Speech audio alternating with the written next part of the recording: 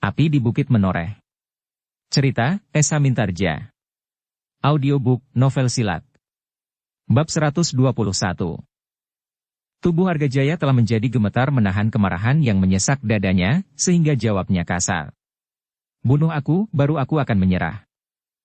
Bukan begitu, sahut Gupita. Maksud kami, apakah kau tidak mempertimbangkan kemungkinan lain daripada menghancurkan tanah perdikan ini?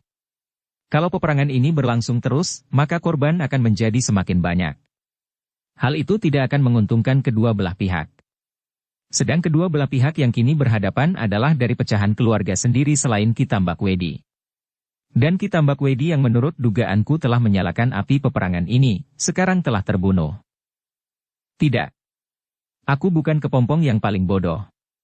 Argajaya berteriak. Apakah kau sangka bahwa aku tidak mempunyai otak untuk berpikir dan bersikap, sehingga kau menganggap aku sekedar sebagai peraga yang digerakkan oleh Ki Tambakwedi?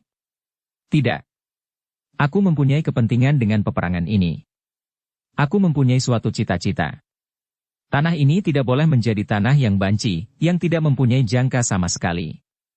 Tanah yang sekedar harus menundukkan kepala kepada Kakang Argapati apapun yang diinginkannya.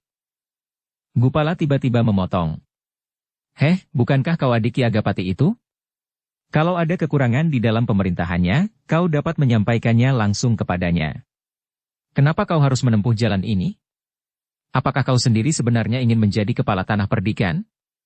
Tetapi dengan demikian kau harus berkelahi melawan Sidanti. Diam, terak Argajaya yang menjadi semakin marah. Anak muda yang gemuk itu berbicara sekehendaknya sendiri tanpa menghiraukan apapun juga. Apapun yang akan aku lakukan. Aku tidak akan menyerah sebelum aku mati. Nah, bunuhlah aku sekarang. Itu akan lebih baik. Kenapa kau tidak membawa kawanmu yang seorang itu, anak pemanahan yang sombong? Apakah kau akan bertemu? Ia ada di sini pula sekarang. Wajah Argajaya menjadi semakin membara. Sejenak ditatapnya wajah Gupala yang tersenyum-senyum. Bahkan ia melanjutkan. Kalau kau mau ikut aku, mari, aku bawa kau kepadanya. Persetan, dada Argajaya serasa akan meledak karenanya. Dan anak yang gemuk itu masih saja tersenyum. Bahkan kemudian ia berkata kepada Ki Dipasanga. Ki Dipasanga, marilah aku dan Kakang Gupita mendapat perintah untuk membantu Ki Dipasanga menangkap Ki Argajaya. Hidup-hidup. Sebab ia adalah adik kepala tanah perdikan Menoreh. Tetapi sebelum Dipasanga menjawab, Argajaya telah tidak dapat lagi menahan dirinya. Dengan garangnya ia meloncat sambil berteriak. Kubunuh kau lebih dahulu. Tetapi Gupala pun telah menyiapkan dirinya. Segera ia bergeser menghindari serangan Argajaya yang sekedar didorong oleh kemarahan yang meluap-luap sehingga sasarannya tidak dapat dicapainya. Dengan demikian, maka pertempuran pun segera dimulai kembali. Bukan saja Gupala, tetapi Gupita dan Dipasanga pun harus ikut pula. Menangkap Argajaya hidup-hidup bukanlah pekerjaan yang mudah meskipun mereka adalah Gupita, Gupala dan Dipasanga yang masing-masing memiliki kemampuan yang seimbang dengan Argajaya, bahkan mungkin melampauinya meskipun hanya selapis. Argajaya yang merasa dirinya terkepung, sama sekali tidak berpikir lagi untuk mempertahankan hidupnya, karena ia tahu bahwa ia tidak akan dapat mengalahkan ketiga lawannya yang sudah dikenalnya. Argajaya dapat mengerti betapa ketiganya mempunyai ilmu yang memungkinkan untuk menangkapnya. Namun untuk mati tidaklah terlampau sukar daripada bertahan untuk hidup. Karena itu, dibayangi oleh perasaan putus asa ia mengamuk sejadi-jadinya. Tombaknya menyambar-nyambar tidak henti-hentinya ke segenap arah untuk melindungi dirinya. Bukan karena ia tidak mau mati oleh senjata lawannya, tetapi ia ingin membawa salah seorang dari mereka atau lebih, untuk mati bersama-sama. Gupala sekali-sekali menarik nafas dalam-dalam. Sambil mengumpat ia berbisik kepada Gupita. Kenapa kita harus menangkapnya hidup-hidup? Apakah salahnya kalau ia terbunuh di peperangan? Hus, jangan kehilangan akal. Kita harus berusaha menangkapnya hidup-hidup. Betapa sulitnya. Gupala mengecutkan dahinya. Tangannya seakan-akan menjadi gatal. Membunuh Argajaya dalam keadaan itu sebenarnya tidak terlampau sulit. Tetapi membujuknya untuk menyerah adalah pekerjaan yang justru terlampau sulit. Kita harus merebut senjatanya, desis Gupita. Aku sudah terluka, geram Gupala. Kalau kita tidak berhasil maka lukaku akan bertambah, dan barangkali aku akan mati untuk menangkap Argajaya hidup. Aku dan barangkali juga kau dan Ki Dipasanga, sementara Argajaya tidak akan tertangkap. Kita akan mencoba. Gupala mengangguk-anggukan kepalanya. Betapapun dadanya serasa akan bengkak. Tetapi ia harus tunduk seperti yang dipesankan oleh gurunya. Dengan demikian maka sekali lagi mereka mencoba menangkap Argajaya yang mengamuk seperti serigala lapar. Ia sama sekali sudah kehilangan tujuan perkelahiannya, selain mati bersama lawan sebanyak-banyaknya dapat dilakukan. Tetapi Gupita sama sekali tidak kehilangan akal. Meskipun Dipasanga kadang-kadang mengalami kesulitan dengan sikap Argajaya itu, namun ternyata ia cukup dewasa menghadapi lawannya. Ki Dipasanga lebih baik meloncat surut menghindari benturan-benturan yang berbahaya daripada kemungkinan senjatanya menembus dada lawannya yang putus asa itu. Gupalalah yang berkelahi tidak dengan sepenuh kemauan. Kadang-kadang saja ia menyerang, kemudian bertolak pinggang sambil memegangi tangkai cambuknya sementara Gupita dan Dipasanga bertempur terus. Bahkan Gupala masih juga sempat melepaskan ketegangan di dadanya dengan menyerang orang-orang Sidanti yang bertempur di sekitarnya dengan ujung cambuknya. Gupita yang kadang-kadang melihat tingkah laku Gupala itu hanya dapat menarik nafas. Ia tahu betapa anak muda yang gemuk itu menahan diri sekuat-kuatnya agar tangannya tidak terlanjur menyerang lawannya di tempat-tempat yang berbahaya. Sementara itu Gupita sendiri berusaha sekuat-kuat tenaganya untuk melumpuhkan Argajaya. Kalau ia mampu melepaskan senjatanya, maka kemungkinan untuk menangkapnya akan menjadi semakin luas. Buat apa membiarkannya hidup-hidup? Gupala masih saja bertanya. Gupita mengerutkan keningnya. Jawabnya hampir berbisik. Kita hanya sekedar melakukan perintah guru. Gupala tidak bertanya lagi. Dipandanginya Argajaya dengan tajamnya. Namun tiba-tiba ia berbalik dan menyerang seorang dari pasukan lawan dengan cambuknya. Ketika cambuk itu menggeletar, terdengarlah pekik kesakitan. Hanya sejenak, kemudian seseorang jatuh tersungkur. Jangan gila, desis Gupita. Tetapi Gupala sama sekali tidak mengacuhkannya. Dengan susah payah Gupita dan Dipasanga berhasil memeras tenaga Argajaya yang terbatas. Perlahan-lahan namun pasti, tenaga Argajaya menjadi semakin susut. Keringatnya seakan-akan terperas dari segenap permukaan kulitnya, dan bahkan nafasnya pun menjadi semakin dalam di rongga dadanya. Tetapi Argajaya benar-benar berhati batu.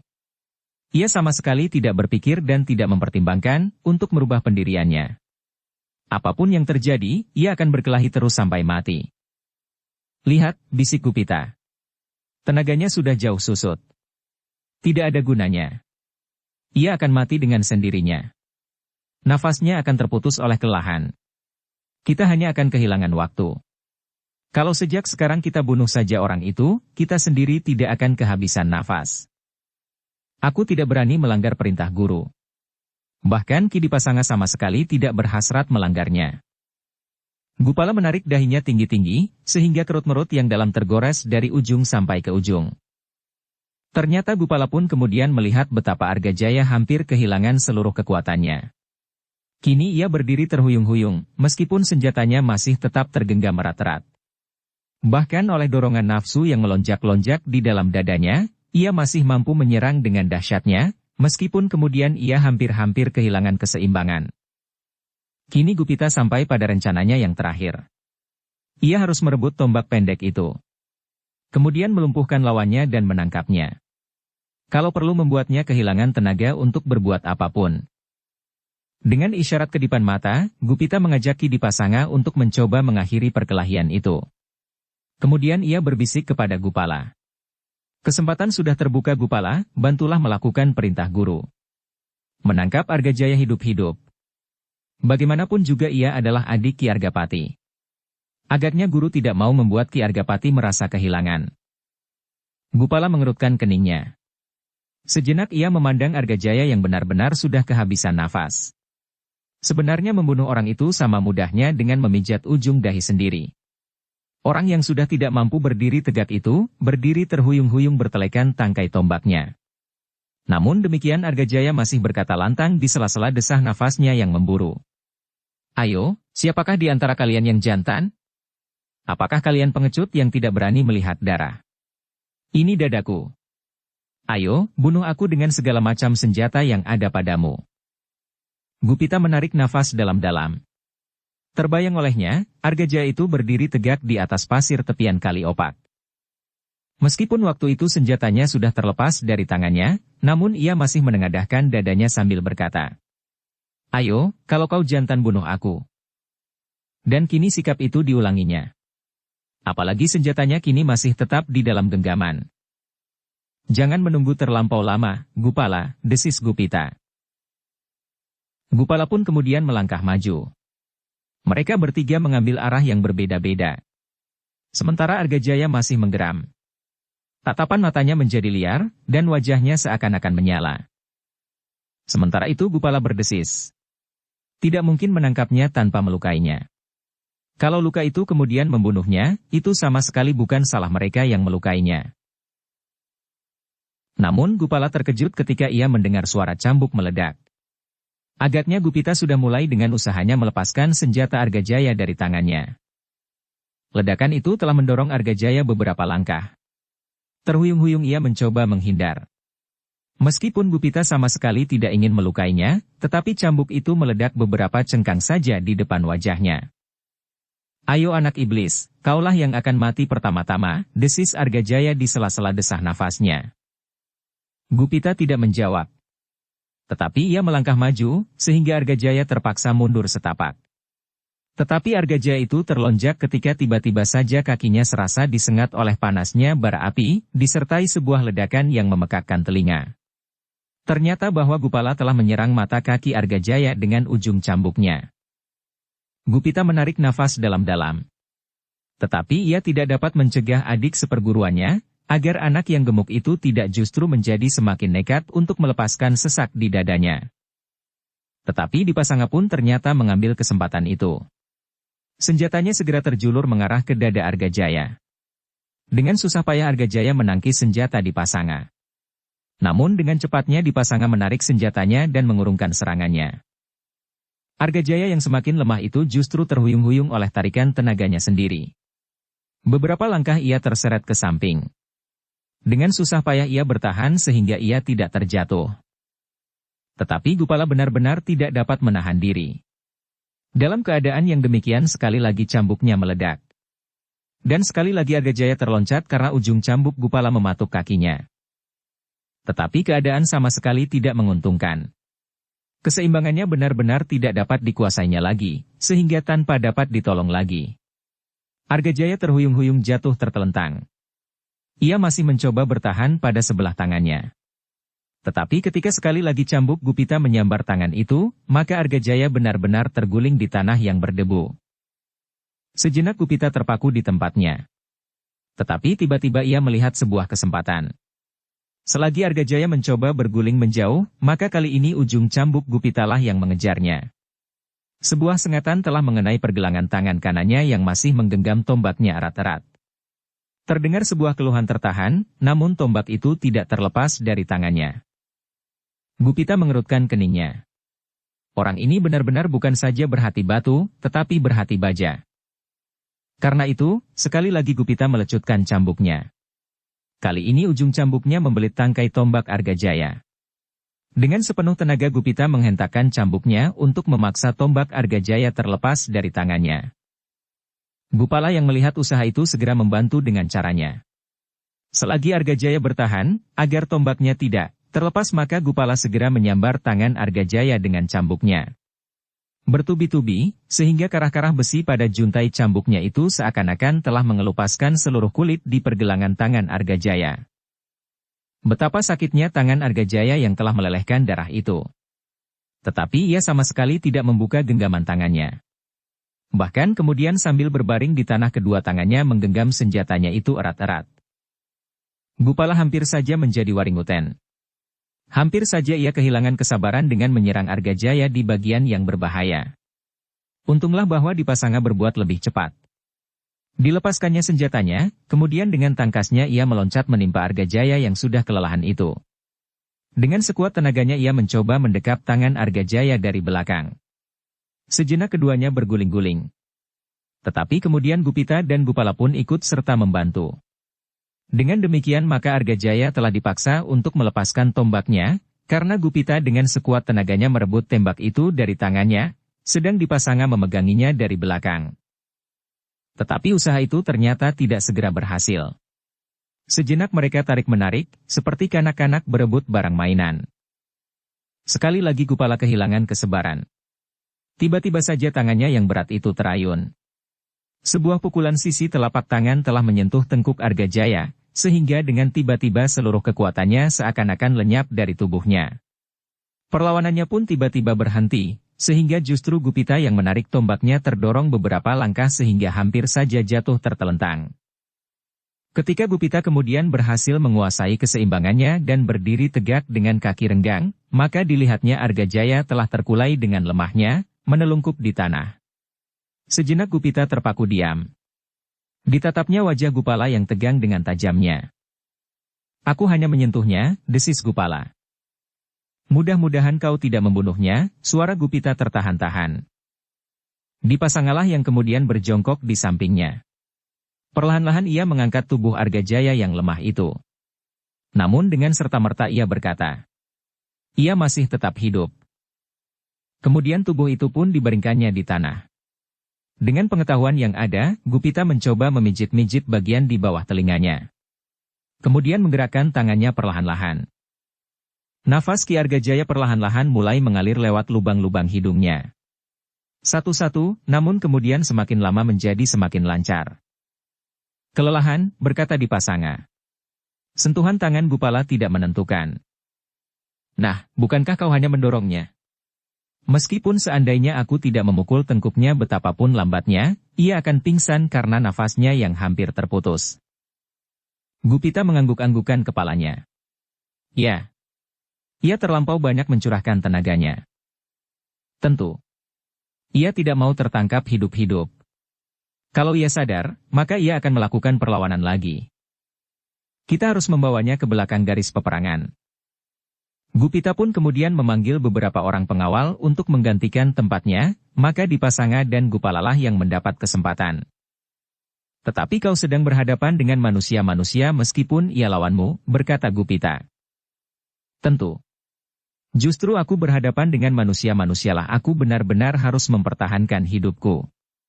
Karena mereka sedang berusaha untuk membunuhku. Kau dapat mempertahankan hidupmu. Tetapi perlakuanmu terhadap lawan-lawanmu adalah perlakuan seorang prajurit jantan, dengan mengindahkan segala sopan santun peperangan." "Maksud Kakang?" Perdikan menoreh.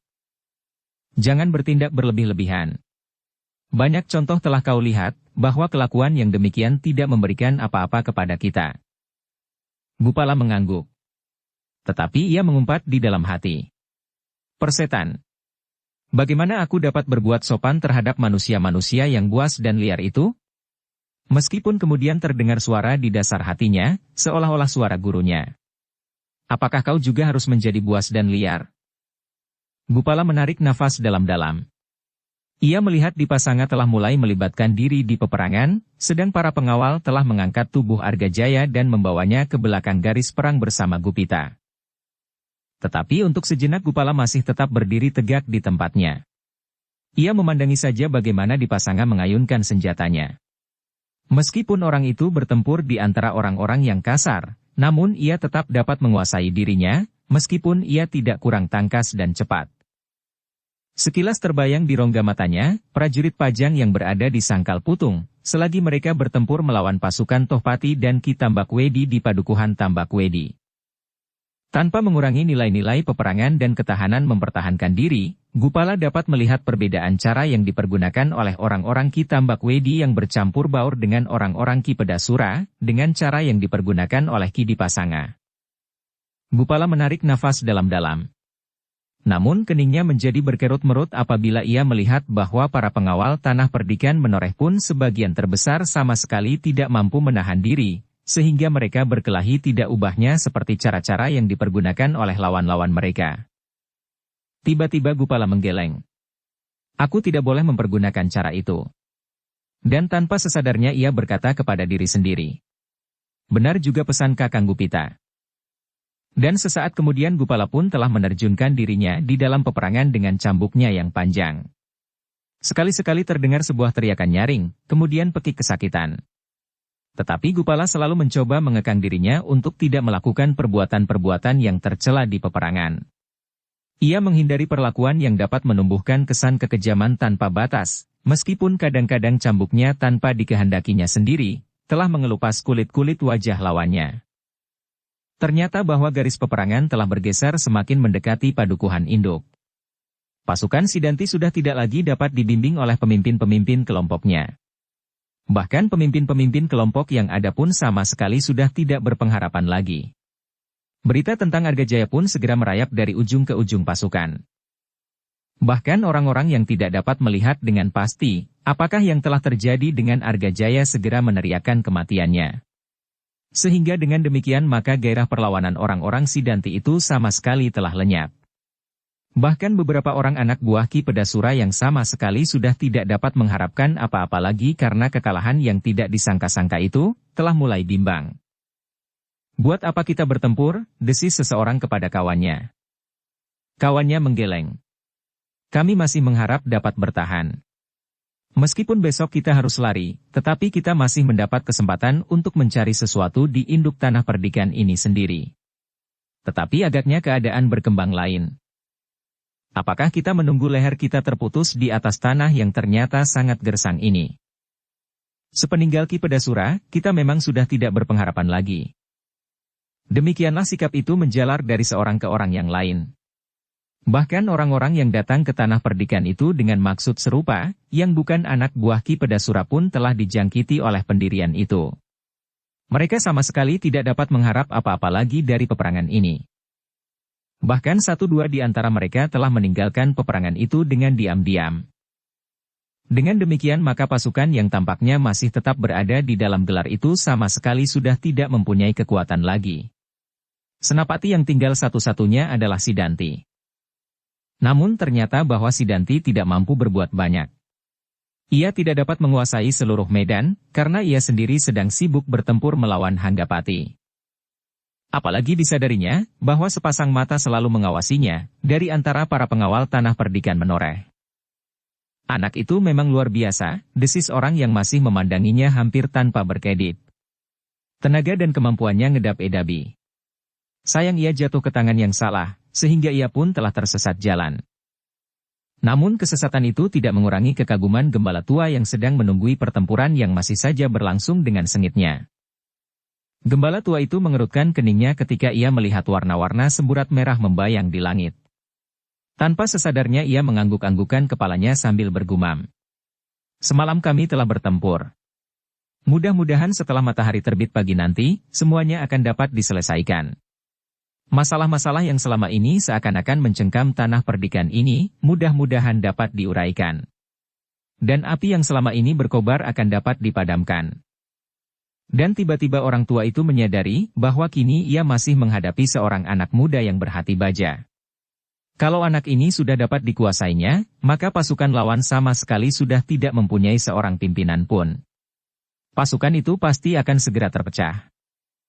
Karena itu, maka gembala tua itu melangkah semakin dekat. Tetapi ia masih tertarik melihat cara Sidanti mempergunakan senjatanya. Dengan demikian ia masih termenung sejenak memandangi pertempuran itu. Orang tua menarik nafas dalam-dalam ketika ia mendengar beberapa meneriakkan kematian Argajaya. Seakan-akan berita itu sudah sedemikian meyakinkan bahwa Argajaya telah mati terbunuh. Sidanti yang mendengar berita itu dari teriakan-teriakan yang seakan menjalar itu mengangkat wajahnya sejenak. Ia ingin meyakinkan pendengarannya. Dan suara yang merambat itu masih saja menggema. "Argajaya mati! Argajaya mati! Persetan!" Sidanti menggeram. "Aku tidak memerlukan siapapun lagi. Ayo, siapa lagi yang akan maju ke medan ini?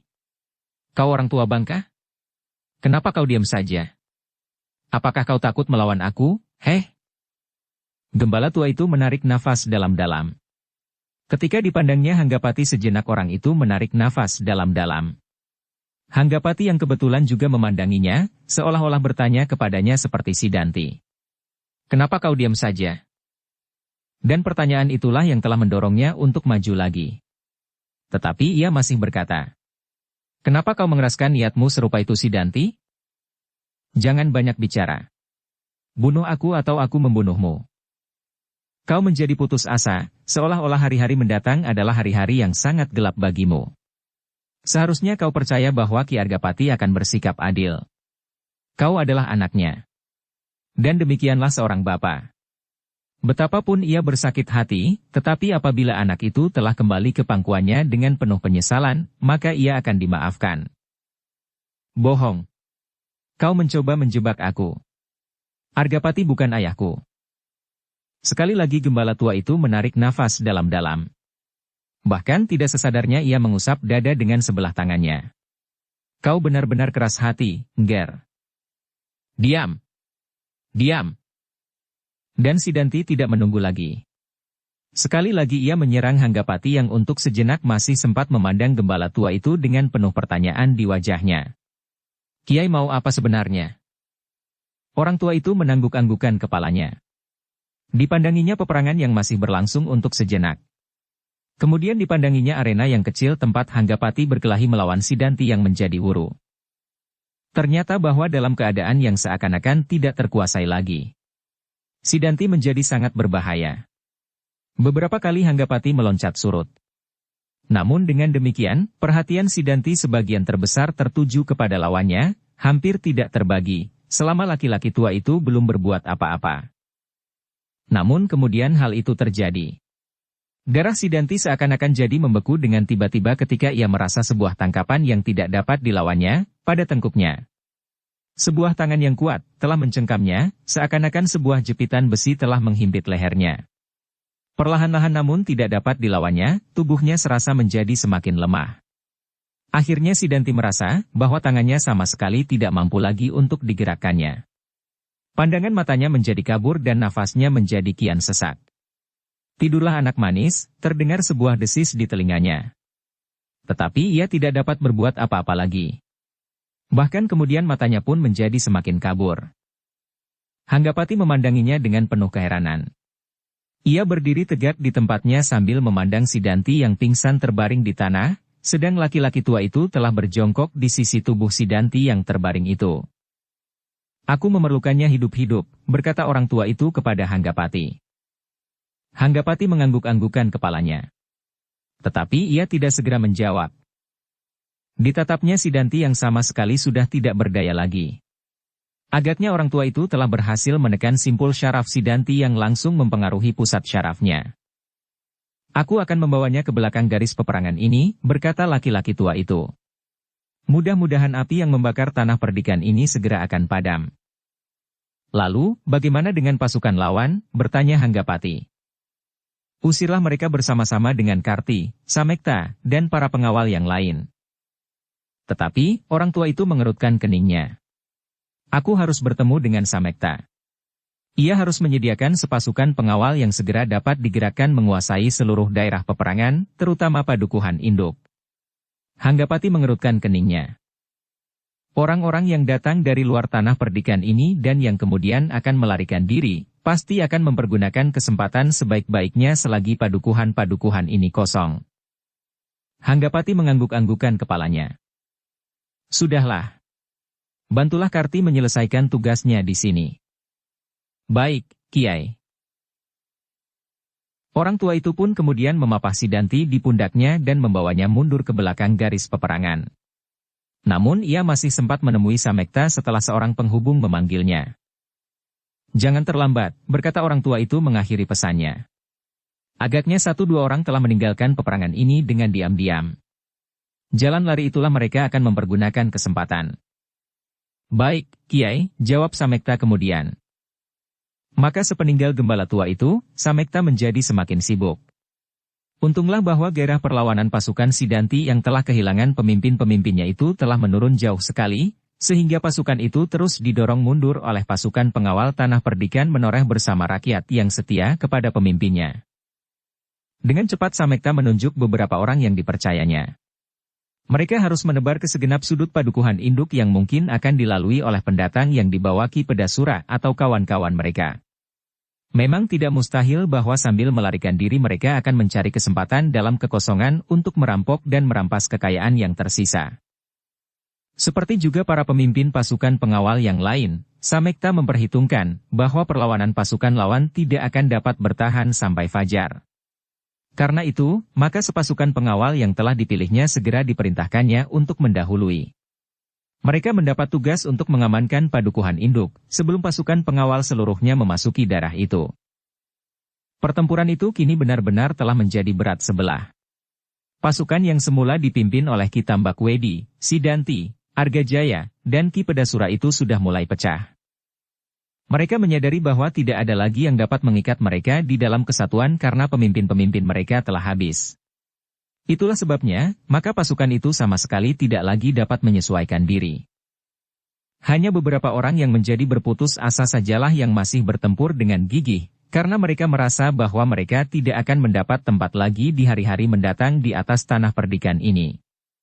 Tetapi mereka sudah tidak mendapat kesempatan untuk berpikir lagi.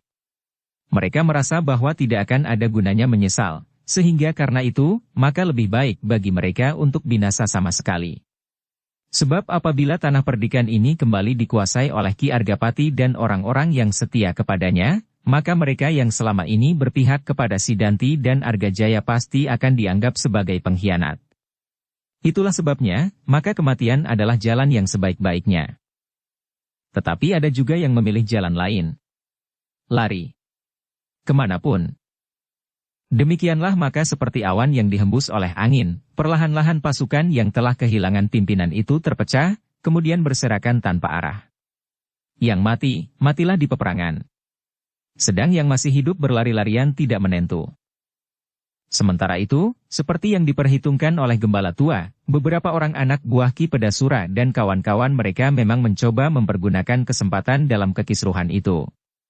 Tetapi pasukan khusus yang dikirim oleh Samekta telah memasuki padukuhan induk itu lebih dahulu. Mereka segera memencar ke segenap sudut, sehingga mereka dapat langsung mengawasi orang-orang yang melarikan diri dan mencoba memasuki rumah-rumah yang masih berpenghuni. Perkelahian-perkelahian kecil segera terjadi antara orang-orang liar itu melawan para pengawal. Tetapi hal itu tidak terjadi terlalu lama. Mereka yang telah menjadi gelisah dan bingung itu, segera meninggalkan padukuhan itu, berlari mencari selamat. Sambil mengumpat-umpat tidak habis-habisnya, mereka berusaha menemukan jalan untuk kembali ke sarang-sarang mereka, meskipun salah seorang pemimpin mereka yang mereka segani, Ki Pedasura sudah terbunuh.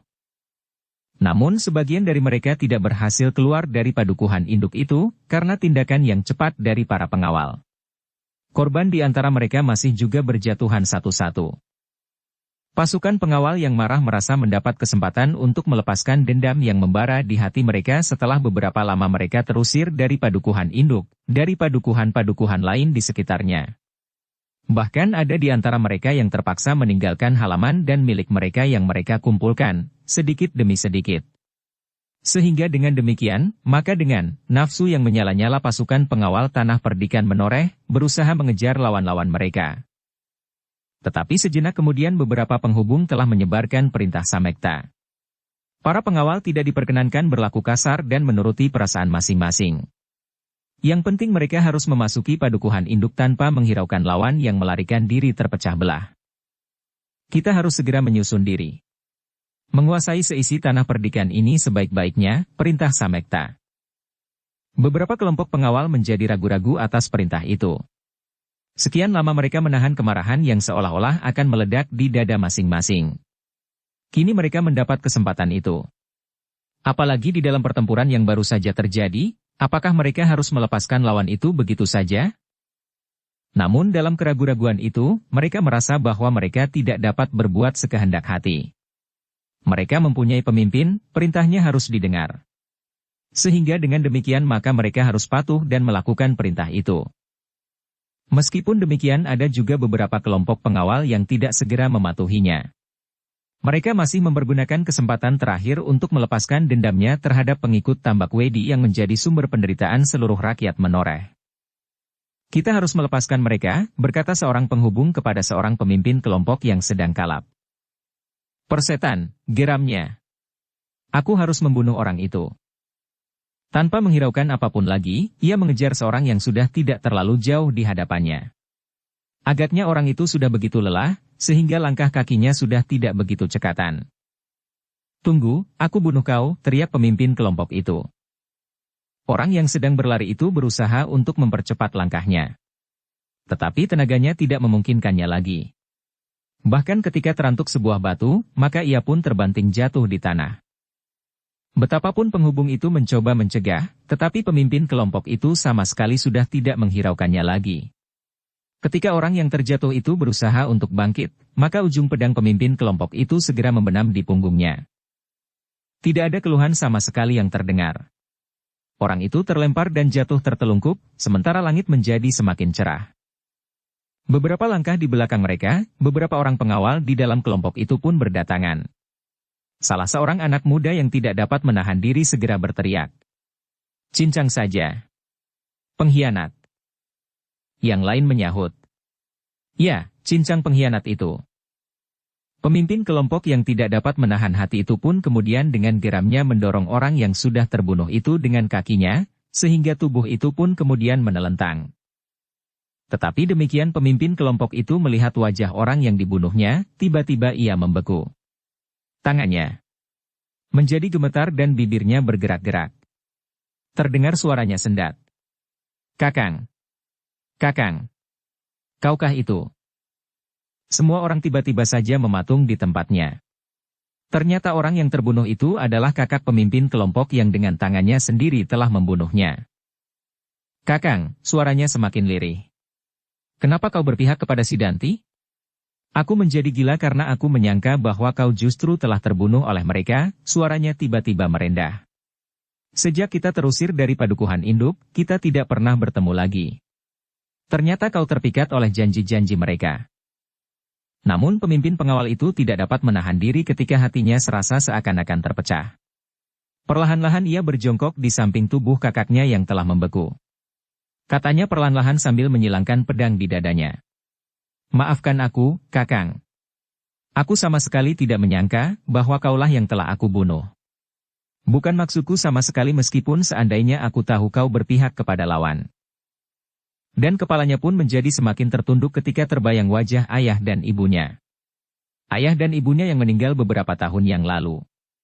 Hampir berturut-turut. 3 tahun ia kehilangan kedua orang tuanya. Selama itu kakaknya itulah yang mengasuhnya. Memberinya tempat tinggal dan makan.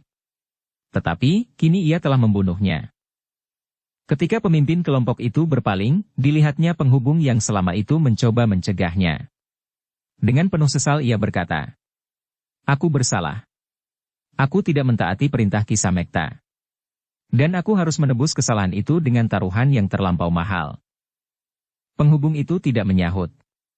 Ternyata peperangan memang begitu kejam, sehingga memaksa seorang adik membunuh kakaknya sendiri walaupun tanpa disadarinya. Sudahlah, akhirnya penghubung itu berkata. Kisamekta memerlukan kalian di padukuhan induk. Berkumpullah. Kalian akan mendapat petunjuk. Hal-hal serupa ini agaknya memang telah diperhitungkannya. Bukan saja pembunuhan adik atas kakaknya, tetapi juga pelepasan dendam yang berlebih-lebihan di antara kita sendiri. Pemimpin kelompok itu berdiri perlahan-lahan. Kepalanya masih tertunduk. Tetapi kepala yang tertunduk itu mengangguk. Kita akan menyelesaikan sisa-sisa persoalan ini dengan cara yang lain, berkata penghubung itu. Dan Kisamekta sudah mempertimbangkan cara yang sebaik-baiknya. Ya.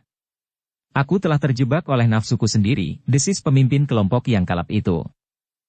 Sejenak kemudian maka dengan kepala tunduk seluruh kelompok itu pun segera meninggalkan tempat itu. Namun pemimpin kelompok itu masih berdesis. Besok aku akan minta izin khusus untuk menguburkan mayat Kakang.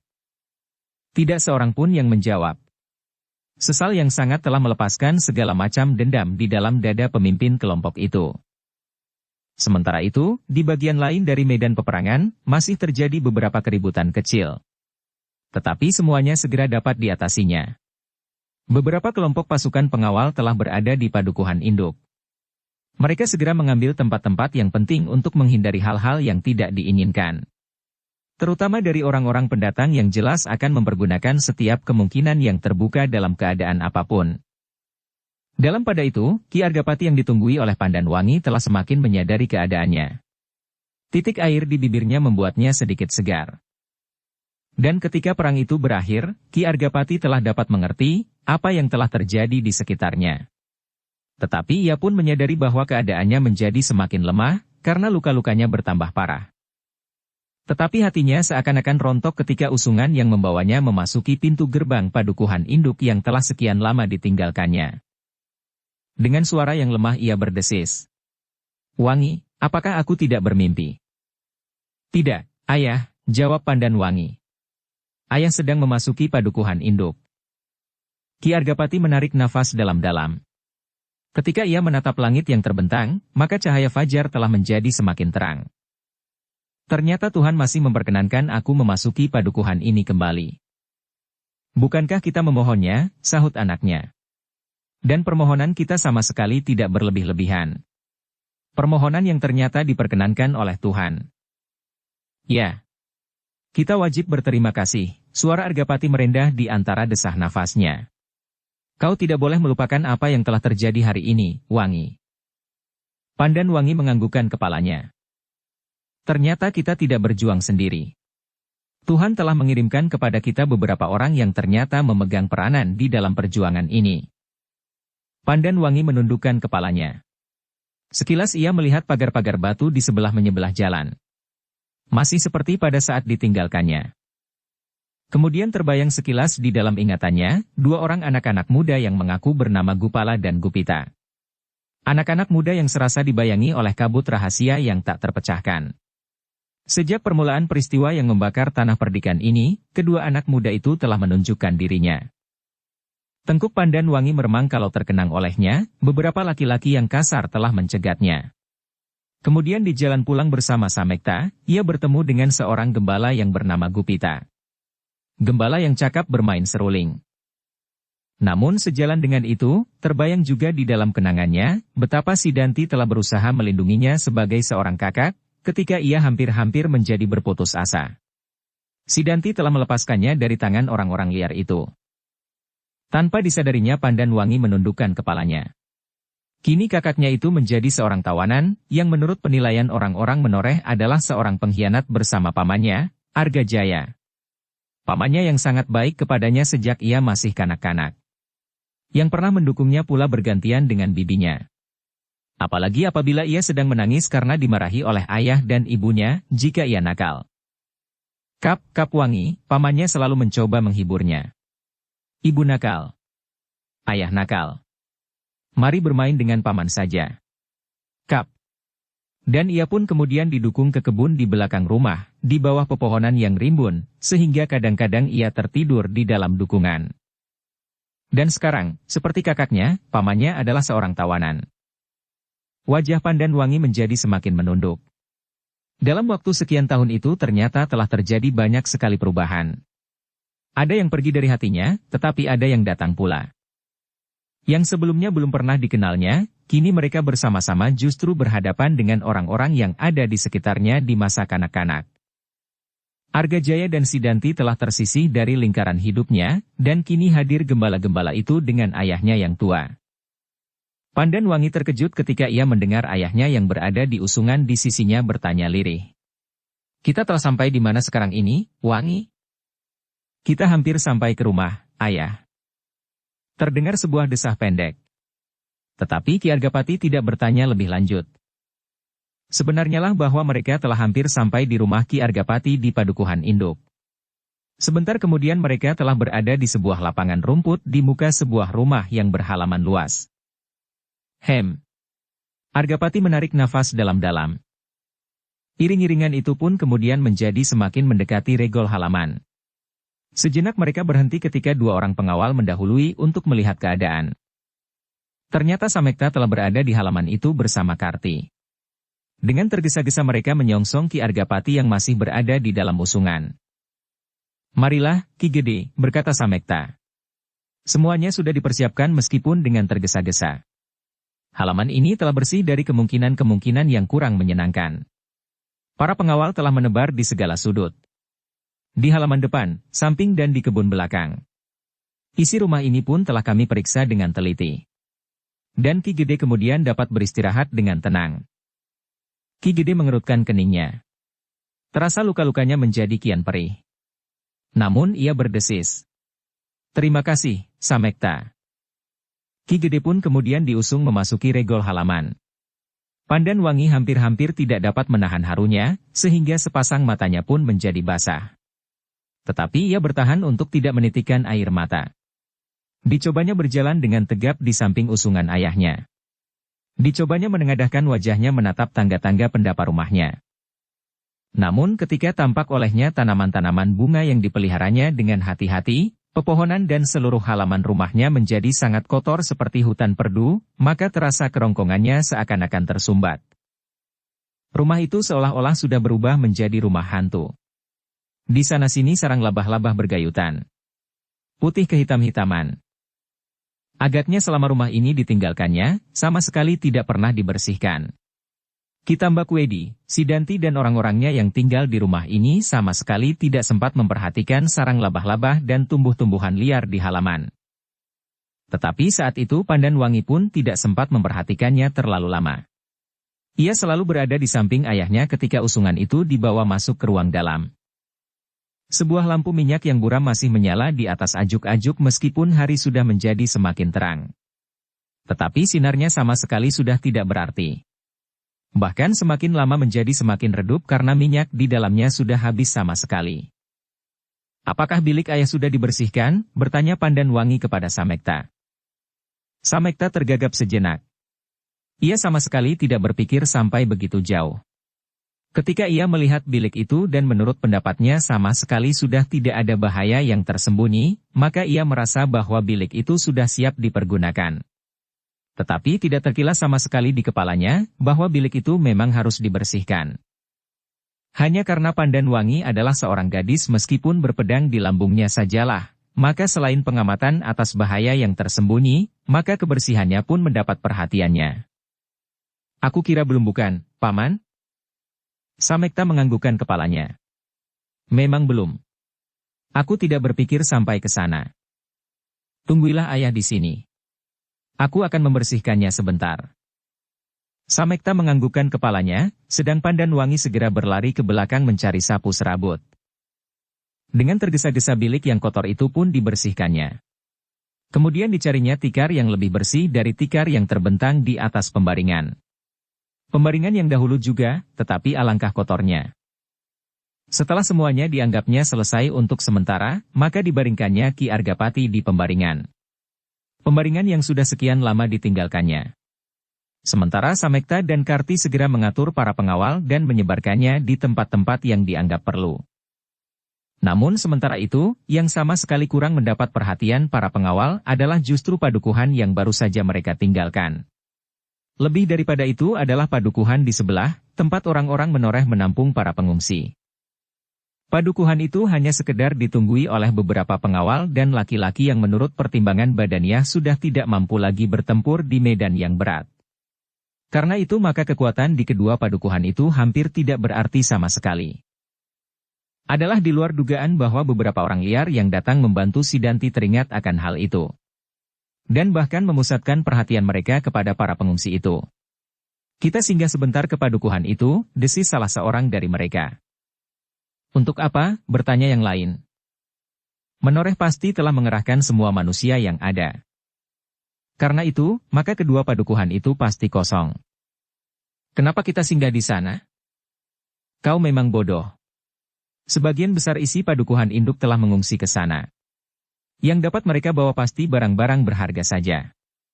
Karena itu, apabila kita dapat memasuki padukuhan pengungsian itu, kita tinggal mengambil saja sesuka hati kita. Apa saja pasti sudah tersedia. Apakah sama sekali tidak ada seorang penjaga pun?" "Tentu ada, tetapi pasti bukan orang-orang yang terpilih untuk ikut ke peperangan." Kawan-kawannya mengangguk-anggukan kepalanya. Salah seorang yang lain berkata, "Aku sependapat. Mari, sebelum sebagian dari mereka kembali." Segerombolan kecil orang liar itu pun segera mempercepat langkah mereka. Mereka tidak mau didahului oleh sebagian dari para pengawal yang pasti akan segera dikirim oleh pimpinan pasukan menoreh.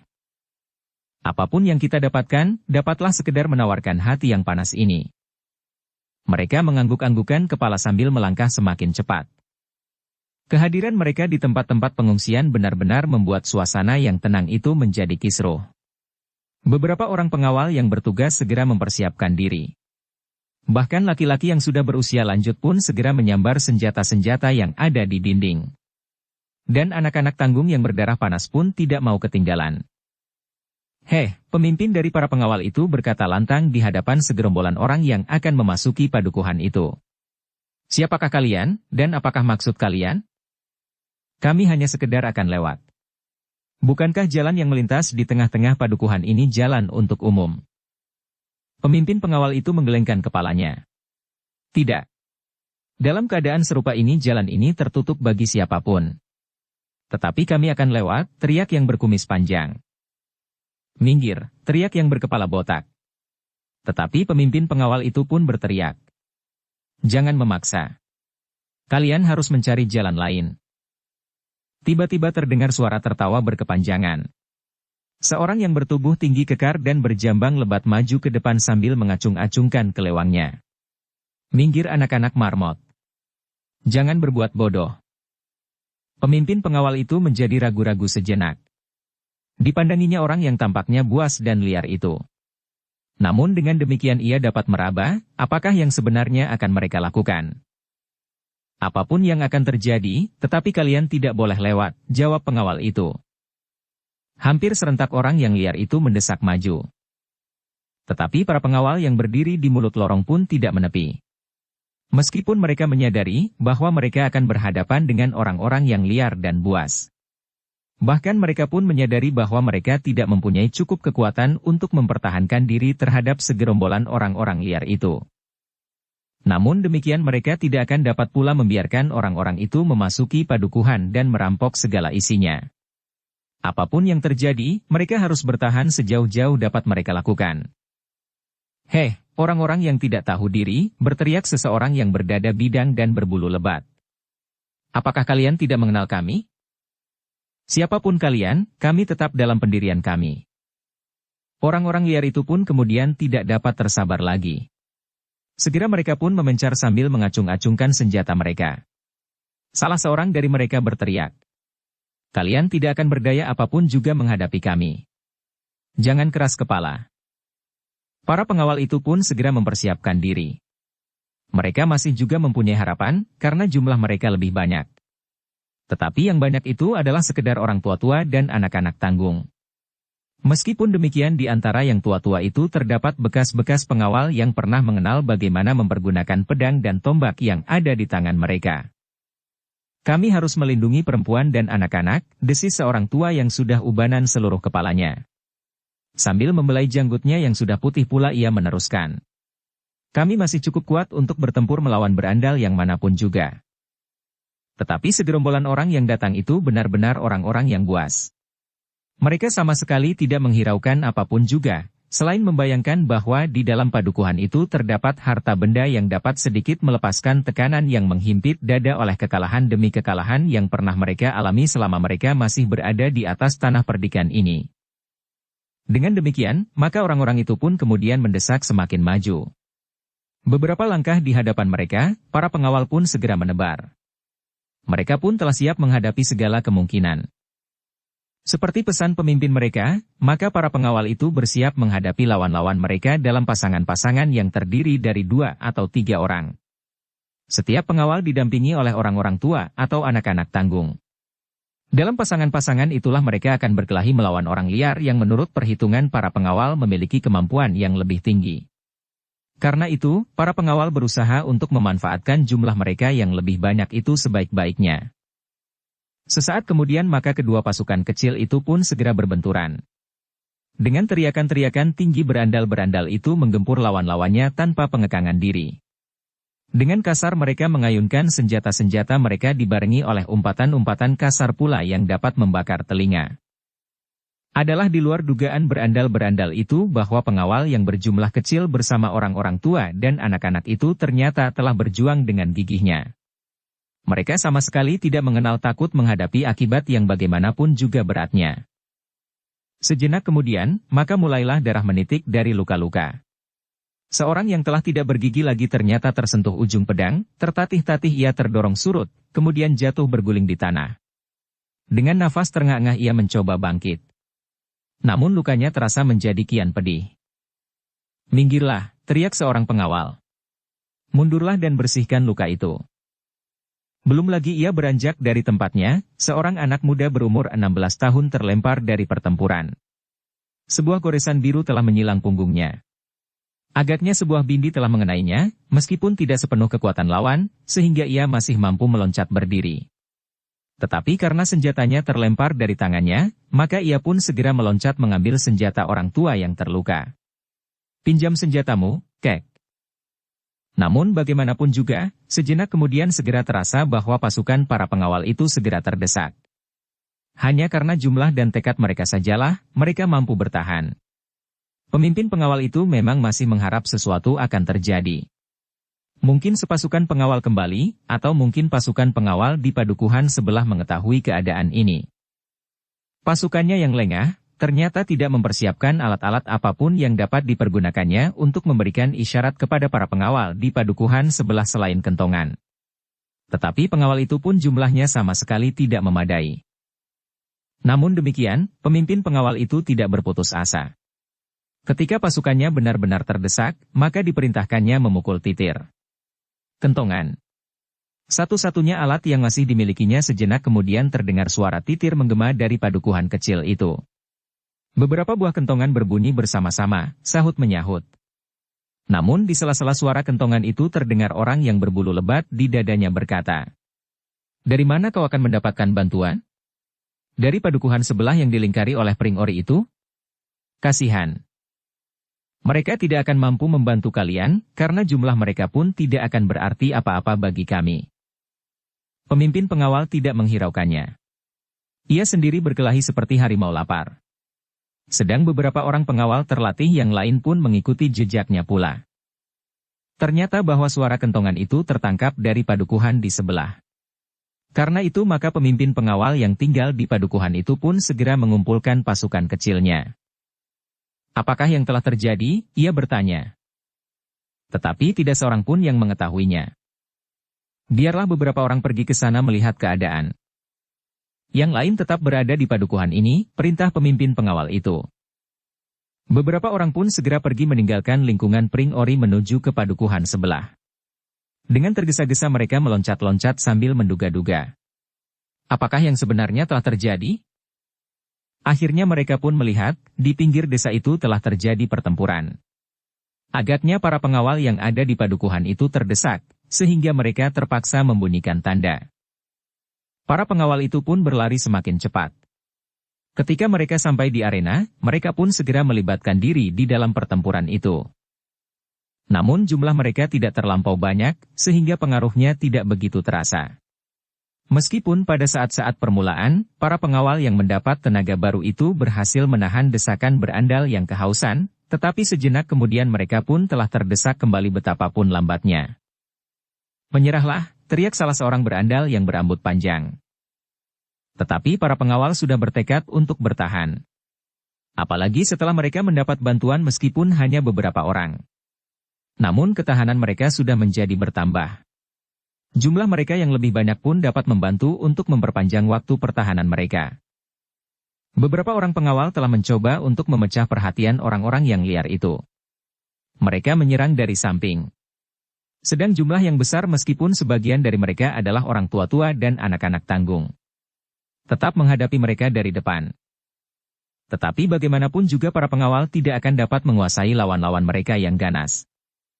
Dalam pada itu, sepasang mata yang tajam mengikuti pertempuran yang sedang berlangsung dengan sengitnya. Pengetahuannya yang tajam tentang pertempuran dan perkelahian segera menangkap bahwa keadaan para pengawal semakin lama menjadi semakin sulit. Meskipun hanya setapak demi setapak, namun mereka terdesak terus. Apalagi tenaga orang-orang tua itu pasti akan segera susut. Mereka akan segera menjadi lelah, dan kehilangan kemampuan untuk melakukan perlawanan. Sedang orang-orang liar itu menjadi semakin liar. Apabila mereka merasa terganggu, maka mereka dapat melakukan tindakan-tindakan di luar batas peri kemanusiaan. Orang yang mengawasi pertempuran itu menarik nafas dalam-dalam. Sejenak kemudian ia berdesis. "Untunglah, bahwa aku tidak langsung pergi ke padukuhan induk. Agaknya pasukan pengawal tanah perdikan ini seluruhnya telah dikerahkan untuk menyerang kekuatan Kitambak Wedi. Orang itu pun mencoba mendekati medan. Di balik dedaunan dan gerumbul-gerumbul ia melindungi dirinya sambil selangkah demi selangkah maju. Sebentar lagi pertahanan para pengawal itu pasti akan pecah, desis orang itu. Lalu bagaimana dengan pertempuran di Padukuhan Induk? Kalau mereka tidak dapat menerobos masuk, maka para pengawal akan mengalami kekalahan mutlak di semua medan. Orang itu menarik nafas. Kemudian ia berdesis. Apakah aku akan membiarkan semua ini terjadi, sedang dua orang-orangku sudah mendahului aku berpihak kepada Ki Argapati? Sejenak ia termenung. Namun kemudian ia berdesis. Aku harus menolongnya. Seandainya tidak ada hubungan apapun dengan pertempuran di medan yang lain, namun kali ini persoalannya adalah persoalan perikemanusiaan. Kalau pertahanan itu pecah, maka berandal-berandal itu pasti akan mengaduk seisi padukuhan, terutama pengungsi-pengungsi. Pengungsi-pengungsi yang selalu dalam kecemasan karena bermacam-macam hal itu, masih harus mengalami bencana lagi di pengungsian. Karena itu, maka orang itu pun tidak menunggu lebih lama lagi. Kini ia tidak bersembunyi. Ia pun kemudian melangkahi sawah yang kering dan rerumputan liar menuju ke medan pertempuran. Semula tidak seorang pun yang melihat kehadirannya. Tetapi kemudian satu dua orang melihatnya. Seorang anak muda yang berjalan dengan tegapnya, menjinjing sebatang tombak pendek. "Heh, siapakah orang itu?" desis seorang pengawal sambil bertempur terus. Kawannya yang melihat kehadiran anak muda itu pula menggelengkan kepalanya. "Aku tidak tahu." "Apakah orang itu salah seorang dari berandal-berandal itu?" Kawannya menggelengkan kepalanya. Tetapi ia tidak sempat menjawab, karena ia harus menghindari serangan lawannya. Seorang yang berkumis lebat. Orang yang menjinjing tombak itu berjalan saja seenaknya, semakin lama semakin dekat. Seperti seorang anak muda yang pergi ke perhelatan perkawinan seorang sahabat karibnya. Sama sekali tidak ada kesan ketegangan di wajahnya, meskipun di hadapannya berlangsung pertempuran yang seru. Akhirnya kedua belah pihak yang bertempur pun melihat kehadirannya. Dengan tenang ia berhenti beberapa langkah dari peperangan itu. Kemudian berteriak nyaring. "Heh, aku akan ikut di dalam peperangan itu. Aku akan berpihak pada para pengawal tanah perdikan menoreh. Apakah kalian mendengar suaraku?" Mereka yang sedang bertempur menjadi heran. Tiba-tiba saja orang itu menyatakan diri berpihak. Sedangkan kedua belah pihak sama sekali masih belum mengenalnya. Hampir berbareng pemimpin pengawal tanah perdikan menoreh yang bertugas di padukuhan itu, dan seorang dari berandal-berandal yang menyerangnya berteriak. "Siapakah kau?" "Itu tidak penting. Tetapi aku muak melihat berandal-berandal yang berkeliaran dimanapun. Juga di atas tanah perdikan ini.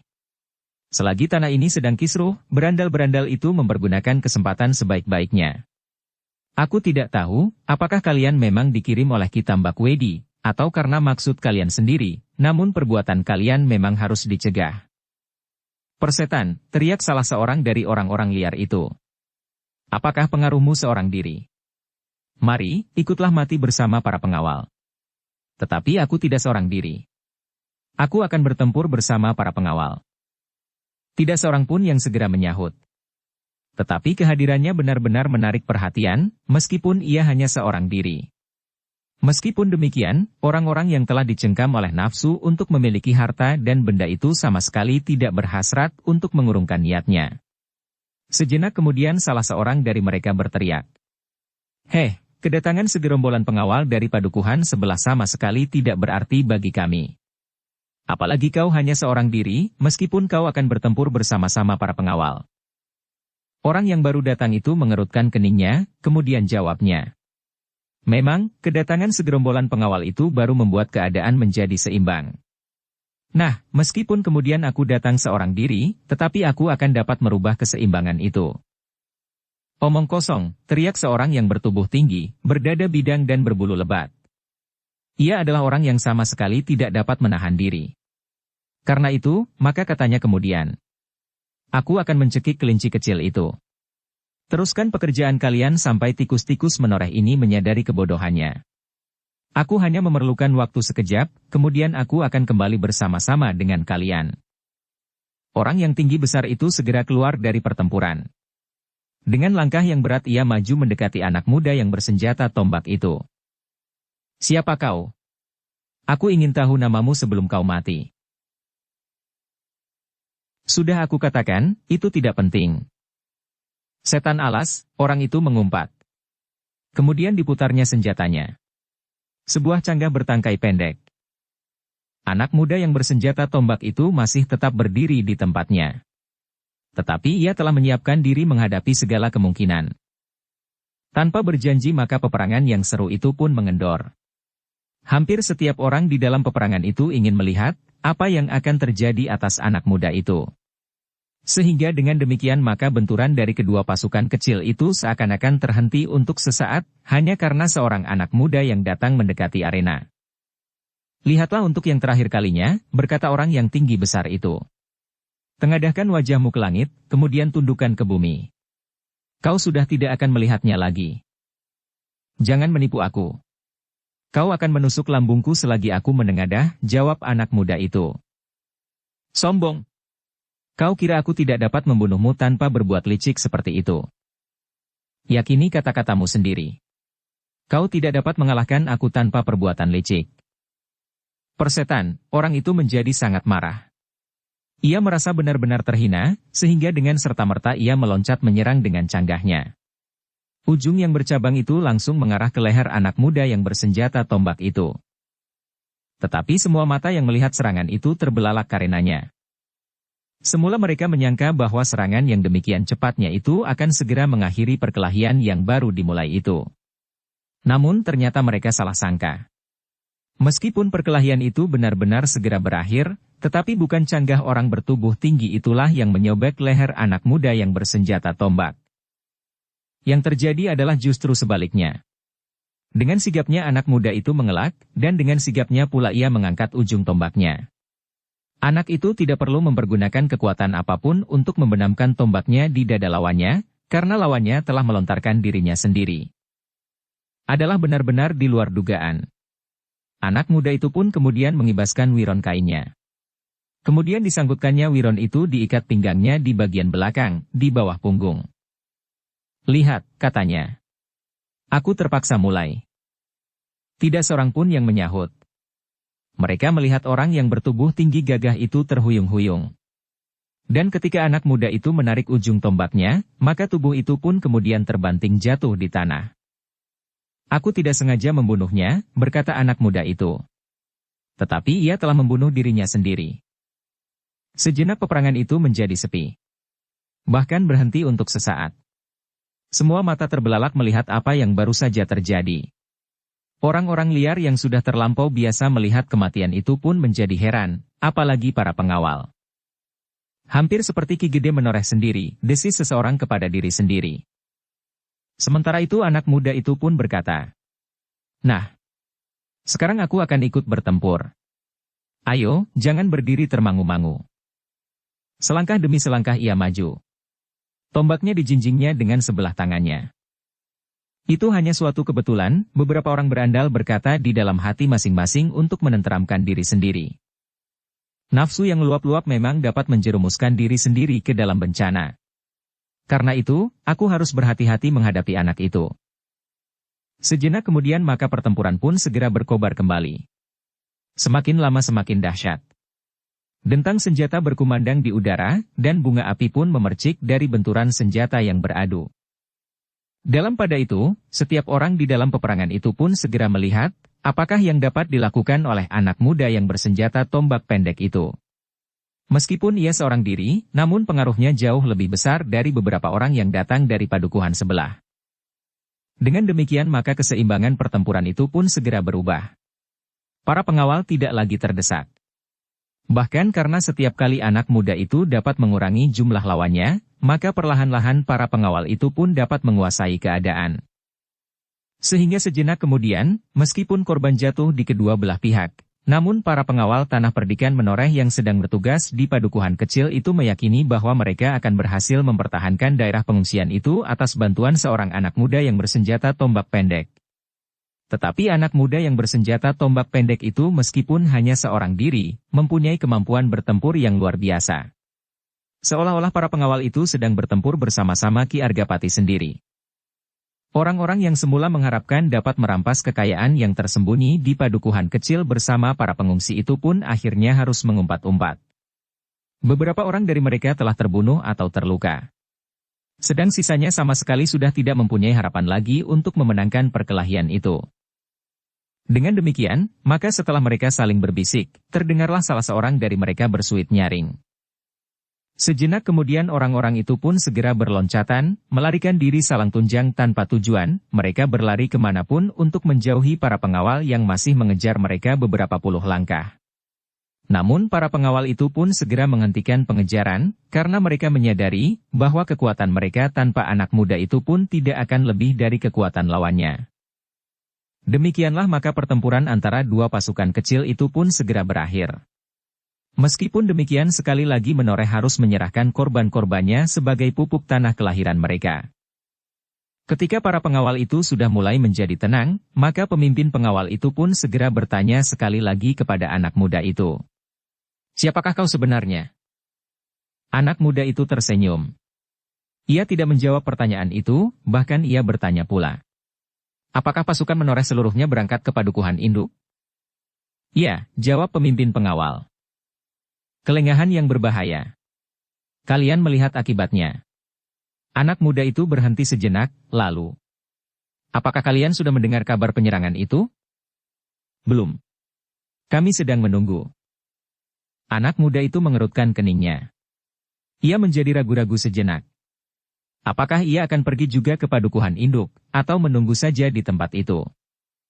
"Apakah di sini ada seekor kuda?" "Ada," jawab pemimpin pengawal. "Apakah kau akan meminjamnya?" Sekali lagi anak muda itu termangu-mangu.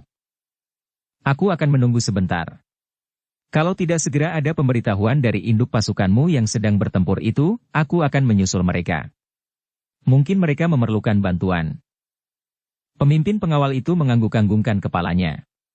Kemudian dipersilahkannya anak muda itu singgah sebentar di padukuhan itu sambil menunggu berita dari padukuhan induk tentang pertempuran untuk merebut kembali daerah yang telah dirampas oleh Sidanti. Tetapi akhirnya anak muda itu tidak telaten. Setelah ia duduk termenung sejenak, maka ia pun kemudian berdiri dan mencari pemimpin pengawal yang sedang sabuk dengan para korban. "Aku akan pergi ke padukuhan induk," berkata anak muda itu. "Baiklah," pemimpin pengawal itu mengangguk-anggukkan kepalanya. Tetapi kehadiran orang yang tidak dikenal di medan pertempuran mudah menumbuhkan salah sangka. "Aku sudah memperhitungkannya seperti pada saat aku datang kemari." Pemimpin pengawal itu mengangguk-anggukkan kepalanya. Lalu, "Apakah kau memerlukan seekor kuda?" "Ya, aku memerlukannya." "Jangan takut, aku akan mengembalikan kuda itu pada saatnya." Pemimpin pengawal itu mengangguk-anggukkan kepalanya. Jawabnya, "Kalau kau tidak membantu kami, maka kami tidak akan memberikan kuda itu." Anak muda itu tersenyum. Kemudian diterimanya seekor kuda dari salah seorang pengawal.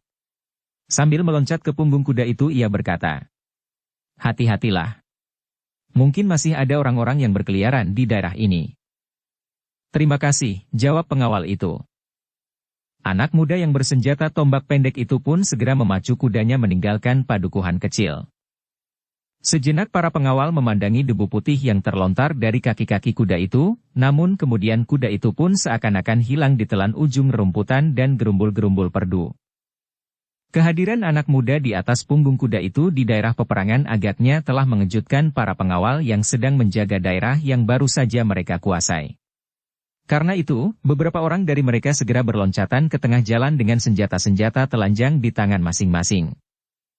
Salah seorang dari mereka mengangkat senjatanya sambil berteriak, "Berhenti!" Anak muda di atas punggung kuda itu pun menarik kekang kudanya, sehingga kuda itu berhenti beberapa langkah dari pengawal yang menghentikannya. "Siapa kau?" bertanya pemimpin pengawal itu. Anak muda itu tersenyum. Ia tidak menjawab pertanyaan itu, tetapi katanya kemudian, "Aku akan bertemu dengan Ki Argapati, kepala tanah perdikan Menoreh." Pengawal itu mengerutkan keningnya. "Apakah keperluanmu?"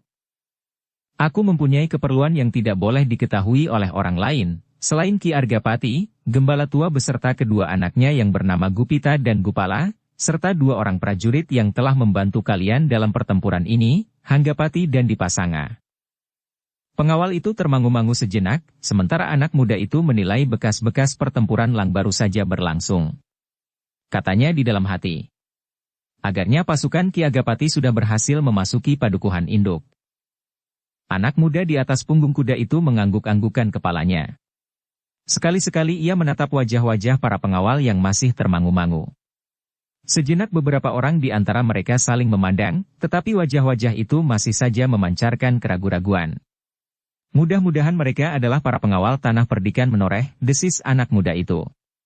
Kalau penilaianku keliru, dan orang-orang ini adalah anak buah Sidanti, maka aku terpaksa lari terbirit-birit.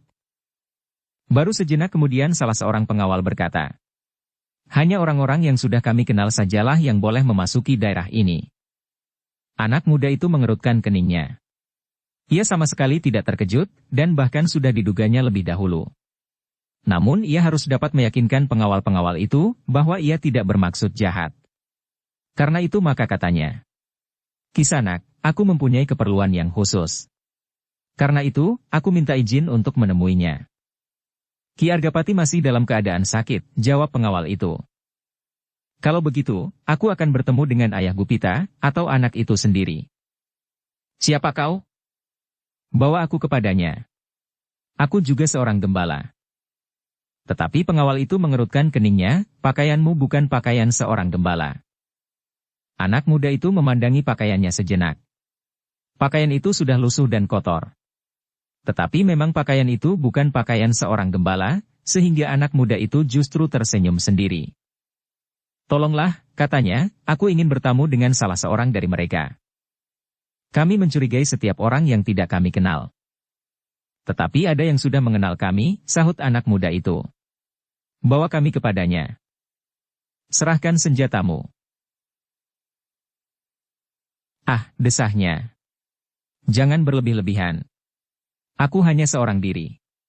Meskipun aku bersenjata apapun, tetapi aku tidak akan dapat berbuat apa-apa di dalam lingkunganmu yang padat dengan ujung-ujung tombak dan pedang. Aku hanya sekedar ingin bertemu dengan salah seorang dari anak-anak muda atau kedua prajurit itu. Dan tiba-tiba salah seorang pengawal bertanya, apakah kau juga seorang prajurit Pajang? Anak muda itu tersenyum, tetapi ia tidak menyahut. Para pengawal itu pun kemudian berunding sejenak. Sekali-sekali ditatapnya wajah anak muda yang jernih itu. Salah seorang dari mereka berdesis, wajahnya bersih.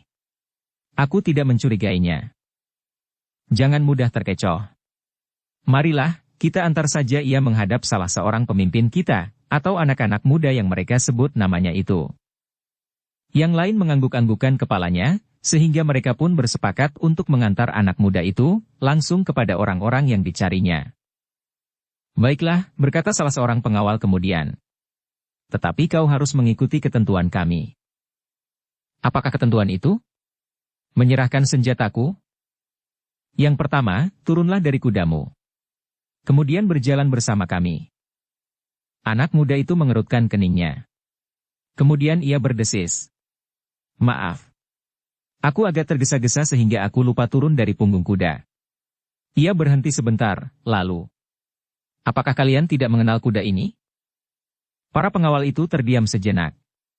Ketika anak muda itu kemudian meloncat turun, maka mereka pun melihat kuda itu seutuhnya. Tetapi mereka menggelengkan kepala sambil bergumam. Aku belum pernah melihatnya. Baklah, berkata anak muda itu. Mungkin kalian bukan pasukan berkuda, atau tidak tertarik kepada kuda. Kami memang bukan pasukan berkuda, jawab salah seorang pengawal. Kemudian anak muda itu pun harus berjalan mengikuti seorang pengawal yang berjalan di depan. Di belakangnya 2 orang pengawal mengikutinya dengan senjata telanjang. Mereka cukup berhati-hati, berkata anak muda itu di dalam hatinya. Apalagi di sepanjang jalan, para pengawal yang sedang berjaga-jaga selalu siap menghadapi kemungkinan. 2 anak muda yang menuntun seekor kuda itu sendiri memang sangat menarik perhatian. Beberapa orang bertanya-tanya di dalam hati, dan bahkan ada yang saling berbisik di antara mereka. Ketika mereka sampai di regol halaman Banjar yang agak luas, maka disuruhnya ia menunggu. Seseorang pergi mendahului untuk memberitahukan bahwa seseorang sedang mencari Ki Argapati, atau salah seorang dan tamu-tamunya yang telah membantu melepaskan padukuhan induk ini dari tangan Ki Tambakwedi. Siapakah namanya? Bertanya gembala tua yang menerima pemberitahuan tentang kehadiran anak muda itu. Anak itu tidak menyebut namanya. Tetapi ia membawa sebatang tombak pendek. Oh, anak itu. Baiklah, bawalah ia kemari. Dengan demikian, maka anak muda bersenjata tombak pendek itu pun kemudian dibawa oleh para pengawal ke rumah kepala tanah perdikan yang baru saja direbutnya. Aku terlalu lama tersiksa di gubuk itu, desis anak muda itu ketika ia bertemu dengan gembala tua itu. Duduklah, desis gembala itu sambil tersenyum. Aku sudah menghabiskan seluruh ketela dan 3 ekor kambingnya. 3 ekor, gembala itu terbelalak. Anak muda itu mengangguk sambil tersenyum. Dan perut anak mas tidak menjadi sakit karenanya? Anak muda itu menggelengkan kepalanya. Aku pilih yang masih muda-muda. Orang tua itu menggelengkan kepalanya. Sekali-sekali ia mengangguk-angguk, sehingga anak muda itu tersenyum sambil meraba-raba perutnya. Lalu sekarang di manakah sisa kambing itu? Bertanya gembala itu. Aku simpan di dalam kandang. Tanpa rumput? Terpaksa aku menyabit rumput dahulu sebelum aku datang kemari. Gembala itu mengangguk-angguk dan mengangguk-angguk. Kemudian katanya, terima kasih. Jadi Angger mengetahui bahwa pertahanan Ki Tambakwedi sudah pecah. Tidak. Aku pagi tadi datang ke pengungsian. Oh, desis gembala itu. Dan para pengawal memberitahukan kepada anak mas. Mereka belum tahu bahwa pertempuran sudah selesai. Mungkin. Baru saja kami mengirimkan utusan, seorang penghubung. Tetapi ternyata kalian lengah, berkata anak muda itu kemudian. Kenapa? Dan anak muda itu pun kemudian menceritakan apa yang dilihatnya di tempat pengungsian itu. Oh, gembala itu mengerutkan keningnya. Memang. Kami telah membuat kesalahan yang besar. Mereka pasti orang-orang yang lari dari peperangan ini. Anak muda itu tidak menjawab. Hanya kepalanya saja yang terangguk-angguk. Sejenak kemudian mereka saling berdiam diri. Diam-diam anak muda itu mencari-cari. Tetapi yang dicarinya tidak seorang pun yang tampak. Gupita, Gupala, maupun Hanggapati atau Dipasanga. Sehingga akhirnya ia terpaksa bertanya, kemanakah anak-anak ia itu? Oh, gembala itu mengangkat wajahnya. Mereka sedang bertugas. Ki Hanggapati dan Ki Dipasanga pun sedang bertugas pula. Maksud Kiai? Mendesak maju. Tidak ada orang-orang yang dapat dipercaya untuk mengawasi Sidanti dan Argajaya kecuali keempat orang itu. Maksud Kiai, Sidanti dan Argajaya tertangkap hidup? Orang tua itu mengangguk. Mengherankan, desis anak muda itu. Kenapa mengherankan? Apakah mereka menyerah? Lah, desis Gupita. Tidak. Kami harus berjuang mati-matian untuk menangkap mereka hidup-hidup. Dan kami berhasil setelah membuat mereka pingsan. Anak muda itu mengangguk-angguk. Kemudian ia bertanya. Di manakah mereka sekarang disimpan? Di ruang belakang rumah ini.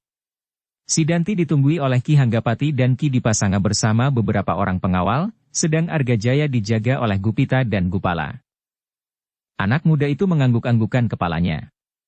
Kemudian, lalu, bagaimana dengan Ki Argapati? Lukanya agak parah. Ia masih harus banyak beristirahat. Untunglah bahwa ia dapat tidur sekarang, sehingga penderitaannya agak berkurang. Tetapi bukankah Kiai sudah mengobatinya? Ya. Gupala. Anak muda itu mengangguk-anggukkan kepalanya. Lalu, sebenarnya aku ingin bertemu dengan Ki Hanggapati dan Dipasanga. Aku sudah terlampau lama pergi. Ayahanda pasti sudah menunggu. Maksud Angger, ayahanda Pemanahan atau ayahanda Adiwijaya dari Pajang? Ayah Pemanahan. Kami tidak dapat menunggu lebih lama lagi penyerahan resmi Tanah Mentaok. Aku kira ayah sudah mulai membuka hutan itu. Apakah dengan demikian tidak dicemaskan timbulnya persoalan antara Pajang dan Ki Gede Pemanahan? Anak muda itu mengangkat pundaknya, dan gembala itu pun meneruskan. Persoalan dengan Pajang bukan persoalan anak-anak, Ngger. Ayah sudah memperhitungkan. Jadi, Ki Gede Pemanahan sudah memperhitungkan segala akibatnya. Jangan meninjau persoalan ini terlampau jauh, Kiai. Orang tua itu mengangguk-angguk pula. Tentu sudah sejauh itu, bukan? Sebab, kalau tidak, kenapa Angger datang ke Menoreh? Penglihatan Kiai memang tajam sekali, anak muda itu tersenyum. Apa boleh buat? Sama sekali bukan penglihatanku yang tajam. Secara tidak langsung Angger sendiri yang memberitahukannya kepadaku, sejak kita bertemu di Tanah Perdikan. Mungkin. Dan Ayahanda Pemanahan tidak akan dapat melangkah surut. Kami tidak mau ketinggalan terlampau jauh dari Pati. Gembala tua itu mengangguk-anggukkan kepalanya. Karena itu, mungkin aku tidak akan dapat terlalu lama menunggu. Tunggulah sehari 2 hari. Mungkin Angger berkesempatan berbicara dengan Ki Argapati. Orang tua itu berhenti sejenak, kemudian. Apakah Angger akan bertemu dengan Sidanti atau Argajaya? Tidak. Tidak ada gunanya. Hal itu akan membangkitkan sakit hati saja pada mereka. Kalau begitu tinggallah di sini. Aku dapat mengatur penjagaan agar Ki Hanggapati dan Ki Dipasanga dapat menemui Angger sekarang. Tidak perlu sekarang. Tetapi hari ini. Baiklah, Angger tinggal di sini. Orang tua itu pun kemudian meninggalkan anak muda bertombak pendek itu seorang diri, setelah diberitahukannya kepada para pengawal di halaman itu, bahwa anak muda itu adalah tamunya.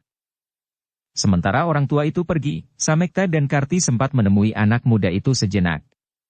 Tetapi seperti kepada para pengawal yang lain, anak muda itu tidak pernah menyebat nama yang sebenarnya.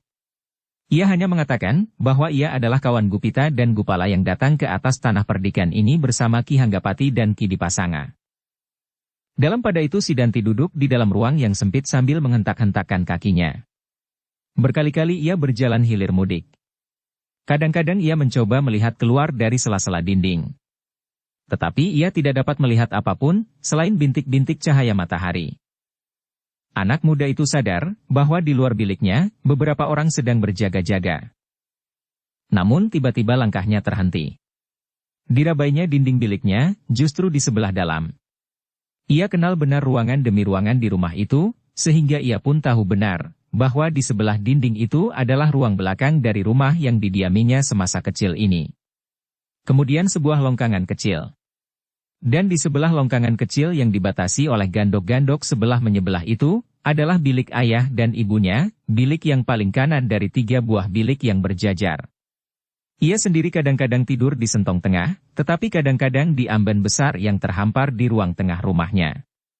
Bahkan kadang-kadang bersama pamannya, Argajaya yang tidak diketahui lagi nasibnya kini.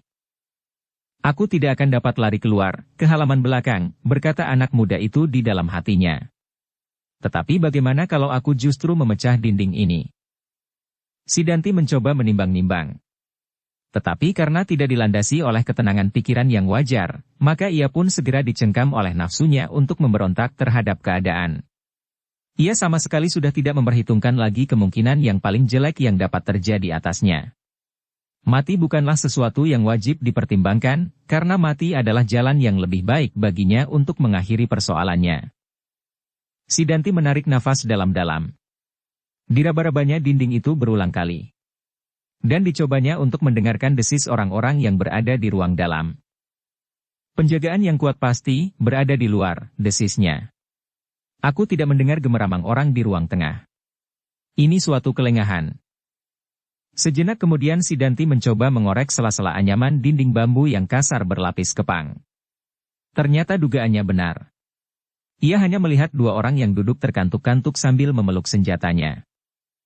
Tiba-tiba darah Sidanti yang menggelegak sama sekali tidak dapat ditahankannya lagi.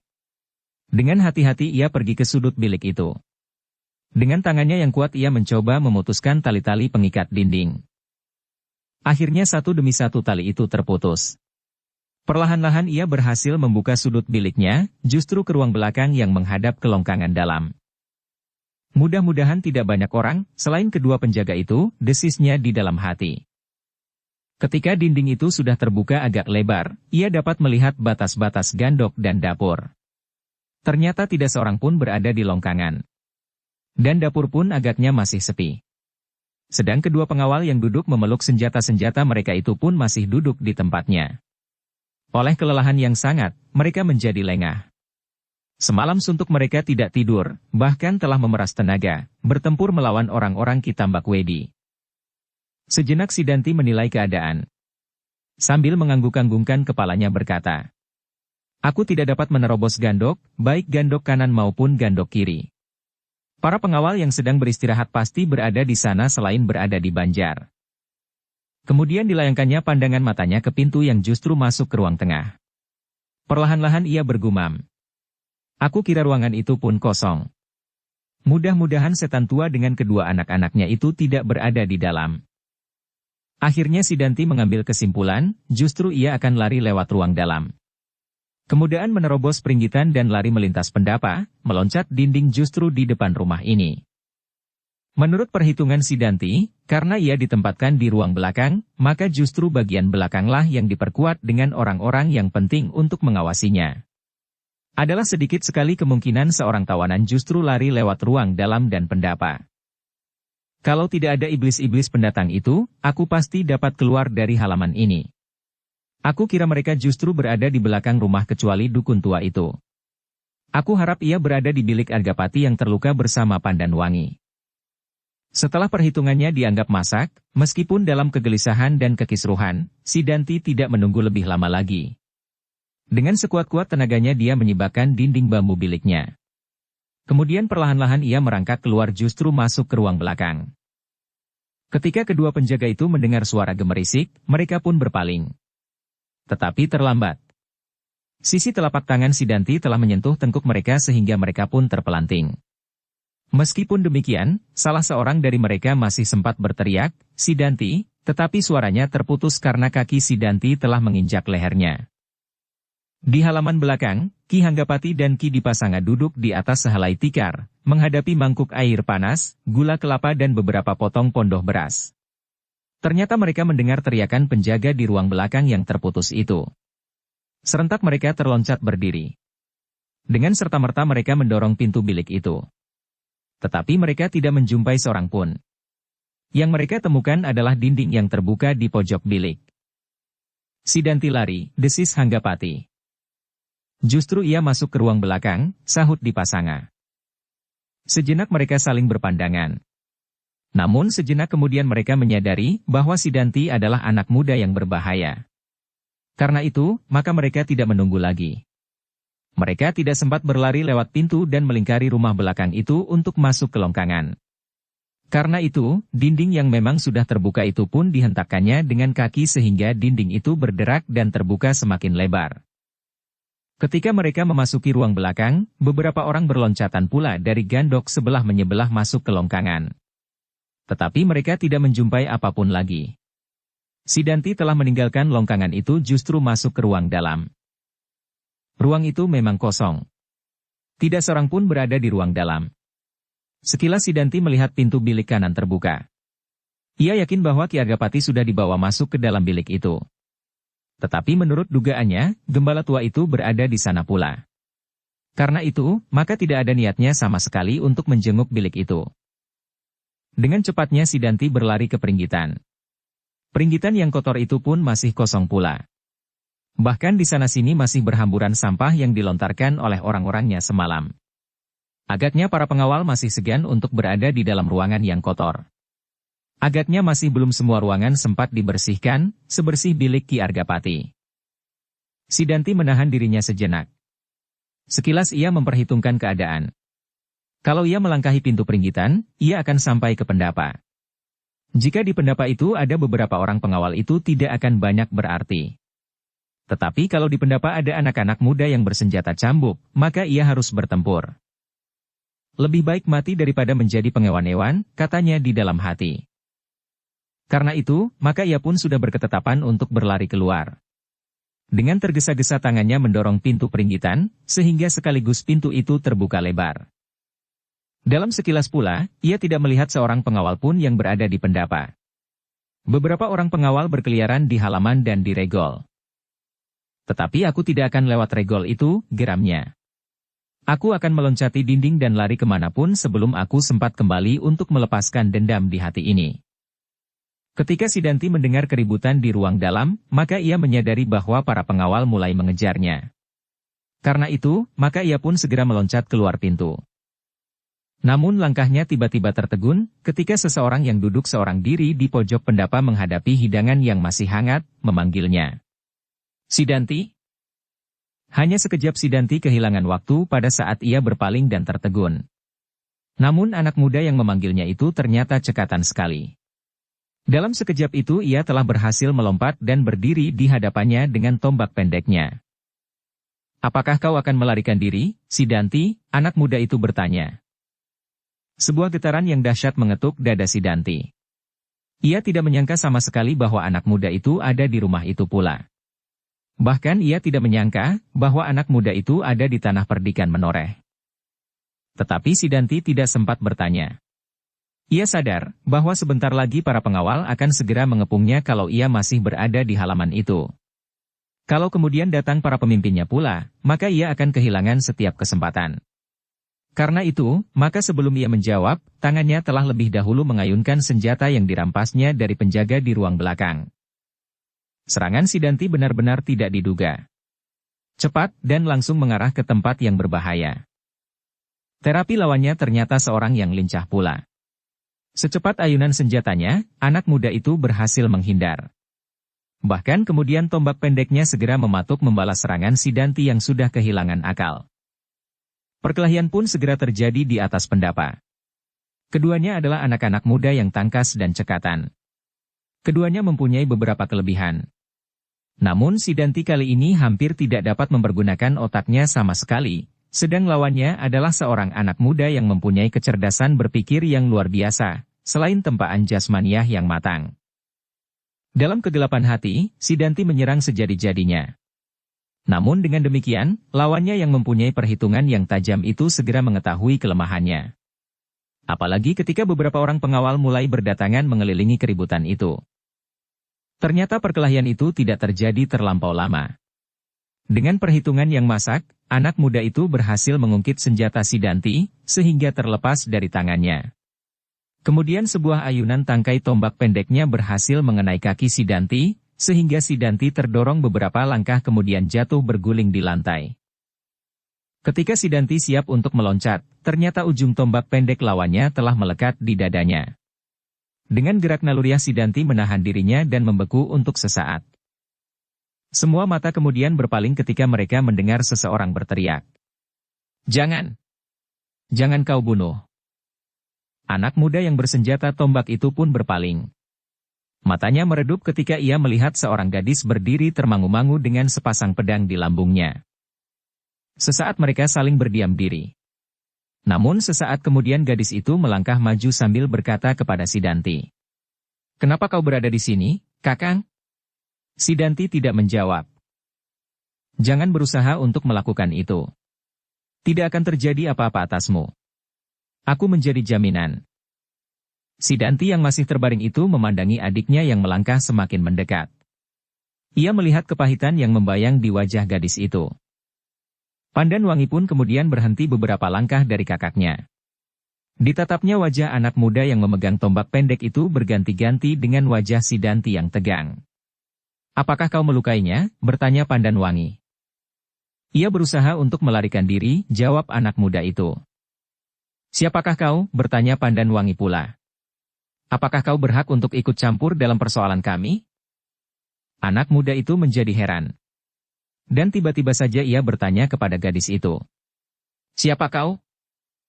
Aku adalah putri dari kepala tanah perdikan menoreh. Kakang Sidanti adalah kakakku. Anak muda itu menjadi bingung sejenak. Ia tidak mengerti apa yang harus dilakukan. Ia merasa bahwa ia mencoba untuk membantu mencegah larinya Sidanti. Tetapi tiba-tiba, gadis putri kepala tanah perdikan ini marah-marah kepadanya. Gadis ini adik Sidanti, katanya di dalam hati. Keduanya adalah putra dan putri Ki Argapati. Serahkan persoalan Kakang Sidanti kepada kami, berkata Pandan Wangi selanjutnya. Anak muda yang masih mengacungkan senjatanya itu mundur setapak. Kemudian katanya. Baik.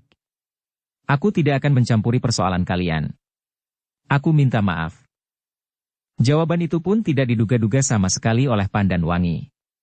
Dengan serta-merta anak muda itu telah minta maaf kepadanya. Karena itu, Pandan Wangi justru termenung sejenak. Dengan demikian maka ruangan itu seolah-olah jadi membeku. Setiap orang berdiri tegak seperti tiang-tiang di pendapa. Hanya nafas mereka sajalah yang terdengar bersahut-sahutan. Kebekuan itu ternyata telah merangsang hati Sidanti. Ketika ia melihat ujung tombak anak muda itu berkisar dari dadanya, maka tiba-tiba saja ia meloncat berdiri. Dengan satu hentakan sekuat-kuat tenaganya, ia berhasil merebut tombak pendek itu dari tangan pemiliknya. Perbuatan Sidanti itu benar-benar telah mengguncang setiap jantung. Dengan demikian maka sejenak setiap orang justru membeku di tempatnya, oleh pesona yang tidak disangka-sangka. Dengan tangkasnya Sidanti meloncat surut, kemudian mengangkat ujung tombak itu setinggi dada, siap mematuk anak muda yang memilikinya. Tetapi adalah di luar dugaan pula, bahwa anak muda itu memang tangkas dan berhati dingin. Ia tidak menjadi gugup dan kehilangan akal. Secepat kilat ia meloncat merebut sebilah pedang seorang pengawal yang berdiri beberapa langkah daripadanya. Ternyata anak muda itu tidak terlambat. Sekejap kemudian Sidanti telah meloncat sambil menjulurkan tombak pendek itu langsung ke arah jantung. Namun anak muda itu sudah menggenggam pedang di tangannya, sehingga dengan tangkasnya ia berhasil memukul ujung tombak itu ke samping, sehingga sama sekali tidak menyentuhnya. Tetapi anak muda itu tidak sempat membalas serangan Sidanti. Ketika ia sudah siap untuk mengayunkan pedangnya, maka sepasang tangan telah merenggut Sidanti. Suatu hentakan kecil telah membuat tangan Sidanti tidak berhasil mempertahankan tombak pendek itu. Kemudian disusul oleh sentuhan jari-jari di tengkuknya. Sidanti merasa bahwa seluruh tulang-tulangnya terlepas dari tubuhnya, seperti pada saat ia berada di peperangan. Pandangannya menjadi kabur. Dan sejenak kemudian Sidanti telah terbaring diam di tengah-tengah pendapa dikelilingi oleh para pengawal. "Kiai, kau telah membunuhnya." Pandan Wangi hampir berteriak.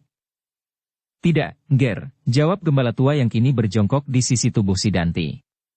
"Aku membuatnya sekedar beristirahat, agar perasaannya tidak selalu dikejar-kejar oleh nafsu yang tidak juga dapat mengendap." Pandan Wangi tidak menyahut. Perlahan-lahan ia maju mendekati kakaknya dan berjongkok pula di sisinya. "Tidak seorang pun boleh menyakitinya, meskipun ia seorang tawanan," berkata Pandan Wangi dengan lantang. Gembala tua itu menggelengkan kepalanya. "Tidak. Tidak seorang pun yang berhak berbuat sesuatu atasnya. Tetapi anak muda itu telah melakukannya. Kalau aku tidak mencegahnya, ia telah membunuh Kakang Sidanti." "Aku sama sekali tidak berhasrat untuk membunuhnya," sahut anak muda Tangkini telah memungut tombaknya kembali. "Kalau begitu kau hanya sekedar menunjukkan kemampuanmu yang melebihi Kakang Sidanti? Aku tidak ingin berbuat apapun. Seperti yang aku katakan, aku hanya sekedar ingin mencegah Sidanti melarikan diri." "Kau tidak berhak." Pandan Wangi menyahut. Kemudian, "Kenapa kau berada di sini?" "Anak muda itu tamuku, Ger," sahut gembala tua itu. "Ia mencari aku, anak-anakku, Ki Hanggapati dan Ki Dipasanga."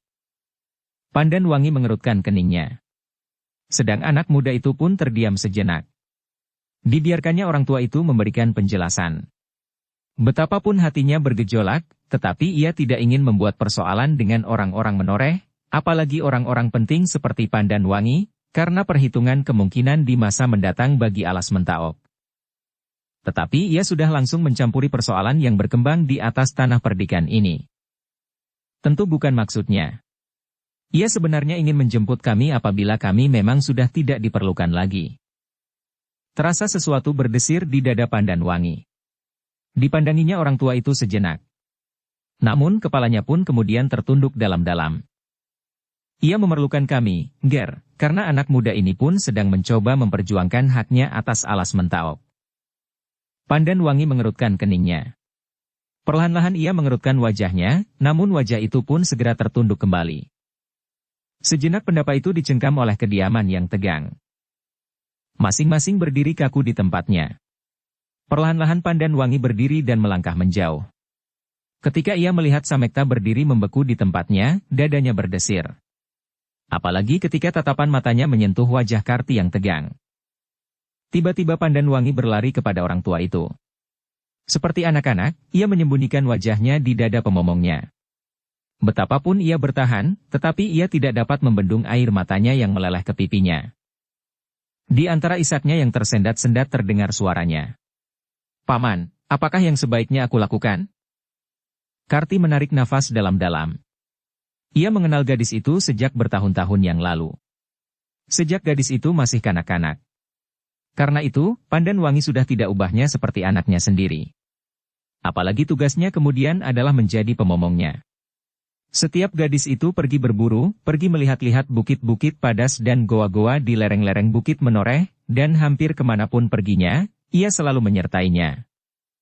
Gembala tua yang masih berjongkok di samping tubuh si Danti yang terbaring diam itu pun kemudian berdiri. Perlahan-lahan ia berkata, "Maafkan aku, Ngger. Bukan maksudku menyinggung perasaan Angger." Pandanwangi tidak menyahut. Sedang dada gembala tua itu diamuk oleh penyesalan atas keterlanjurannya. Ia sadar bahwa kata-katanya memang terlampau tajam bagi seorang gadis. "Maksudku," ia mencoba untuk menenteramkan hati gadis itu. "Maksudku, tamuku ini akan segera menemui Ki Argapati apabila keadaan memungkinkan. Artinya, apabila kesehatannya sudah menjadi baik. Dan anak muda ini memang akan berbicara tentang Alas Mentaok. Hanya itu." Pandanwangi mengangkat wajahnya perlahan-lahan. Tetapi ia masih menahan isaknya yang menyesak dada. Persoalan yang kini membelit di hatinya bukan sekedar persoalan tanah perdikan menoreh. Tetapi yang sekarang menjadi tawanan ayahnya itu adalah kakaknya sendiri.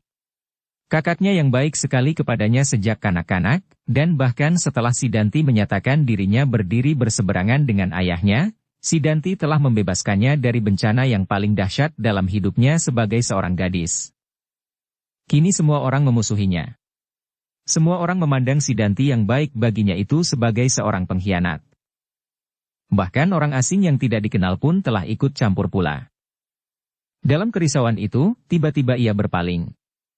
Sambil menunjuk kepada anak muda yang bersenjata tombak pendek itu, ia bertanya kepada gembala tua. "Siapakah tamumu ini, Kiai?" Gembala tua itu menjadi ragu-ragu sejenak. Tetapi sebaiknya ia memang berterus terang supaya persoalannya tidak semakin berlarut-larut. Kalau orang-orang menoreh tidak mengenal anak muda itu, maka salah paham akan mungkin menjadi semakin meluas. Karena itu, maka tanpa minta pertimbangan yang berkepentingan, orang tua itu menjawab. Memang sebaiknya Angger Pandanwangi mengetahui, siapakah anak muda itu. Ia adalah kawan Ki Hanggapati dan Ki Dipasanga. Kalau Angger ingin lebih mengenalnya lagi, anak muda itu adalah putra Ki Gede Pemanahan yang bernama Raden Sutawijaya bergelar Mas Ngabehi Loring Pasar. "Kiai," anak muda bertombak pendek itu memotong. Tetapi namanya sudah terucapkan, dan bahkan orang tua itu berkata seterusnya. Ia adalah putra angkat dari Adipati Dipajang, yang kini bergelar Sultan setelah Demak tidak mungkin bangkit lagi, dan Adipati-Adipati putra dan menantu yang lain tidak ada yang dapat mewarisi tahta. Jawaban itu benar-benar mengejutkan, seperti meledaknya guruh di atas pendapa itu. Sejenak para pengawal tanah perdikan menoreh seakan-akan membeku di tempatnya. Dan bahkan Pandanwangi merasa seakan-akan darahnya berhenti mengalir. Namun orang tua itu berkata selanjutnya. "Tetapi jangan hiraukan itu. Meskipun ia adalah Raden Sutawijaya yang bergelar Mas Ngabehi Loring Pasar, tetapi ia tidak akan berbuat apa-apa. Ia adalah seorang anak muda yang baik. Ia dapat mengerti apa yang telah dan baru saja terjadi." Orang tua itu berhenti sejenak, kemudian kepada Pandanwangi ia berkata, "Angger Pandanwangi, hal ini jangan menambah kerisauan hatimu. Kami semua tahu apa yang telah mengguncangkan perasaanmu. Mungkin sepatah dua patah kataku memang terdorong agak jauh. Tetapi pada dasarnya, kami mengetahui bahwa kau tidak sekedar menghadapi lawan seperti orang-orang lain. Kau mempunyai persoalan pribadi yang rumit, seperti juga Ki Argapati. Ia menghadapi lawan yang sekaligus anak dan adiknya, seperti kau menghadapi kakak dan pamanmu. Tetapi kami sudah bertekad untuk menyerahkan persoalan ini kepada kalian. Kepada yang berhak di atas tanah perdikan ini. Ki Argapati. Karena itulah maka kami berusaha untuk menangkap Angger Sidanti dan Argajaya hidup-hidup." Ketika orang tua itu terdiam, maka suasana menjadi hening. Namun di sana-sini masih juga terdengar gemerisik para pengawal saling berbisik. Mereka menatap wajah anak muda yang bersenjata tombak pendek itu dengan tajamnya, seolah-olah ingin mengenal setiap lekuk dan garis-garis. Pandan Wangi sendiri masih juga berdiri di tempatnya. Kejutan perasaannya serasa masih belum mengendap. Ia sama sekali tidak menyangka bahwa yang berdiri di hadapannya itu adalah putra Panglima Wira Tamtama Dipajang yang pernah didengar namanya. Tetapi sejenak kemudian justru Pandan Wangi berhasil menguasai dirinya. Ia berhasil mengatur perasaannya, tidak saja sebagai seorang gadis, tetapi juga sebagai seorang putri kepala tanah perdikan menoreh. Sehingga karena itu, dengan nada yang berbeda ia kemudian berkata setelah air matanya kering. Aku minta maaf, Tuan, karena sambutanku yang mungkin tidak menyenangkan. Tetapi hal itu terjadi karena aku belum mengenal Tuan sama sekali. Sutawijaya yang bergelar Mas Ngabehi Loring Pasar itu menarik nafas dalam-dalam. Sekilas dipandanginya wajah gembala tua yang masih termangu-mangu.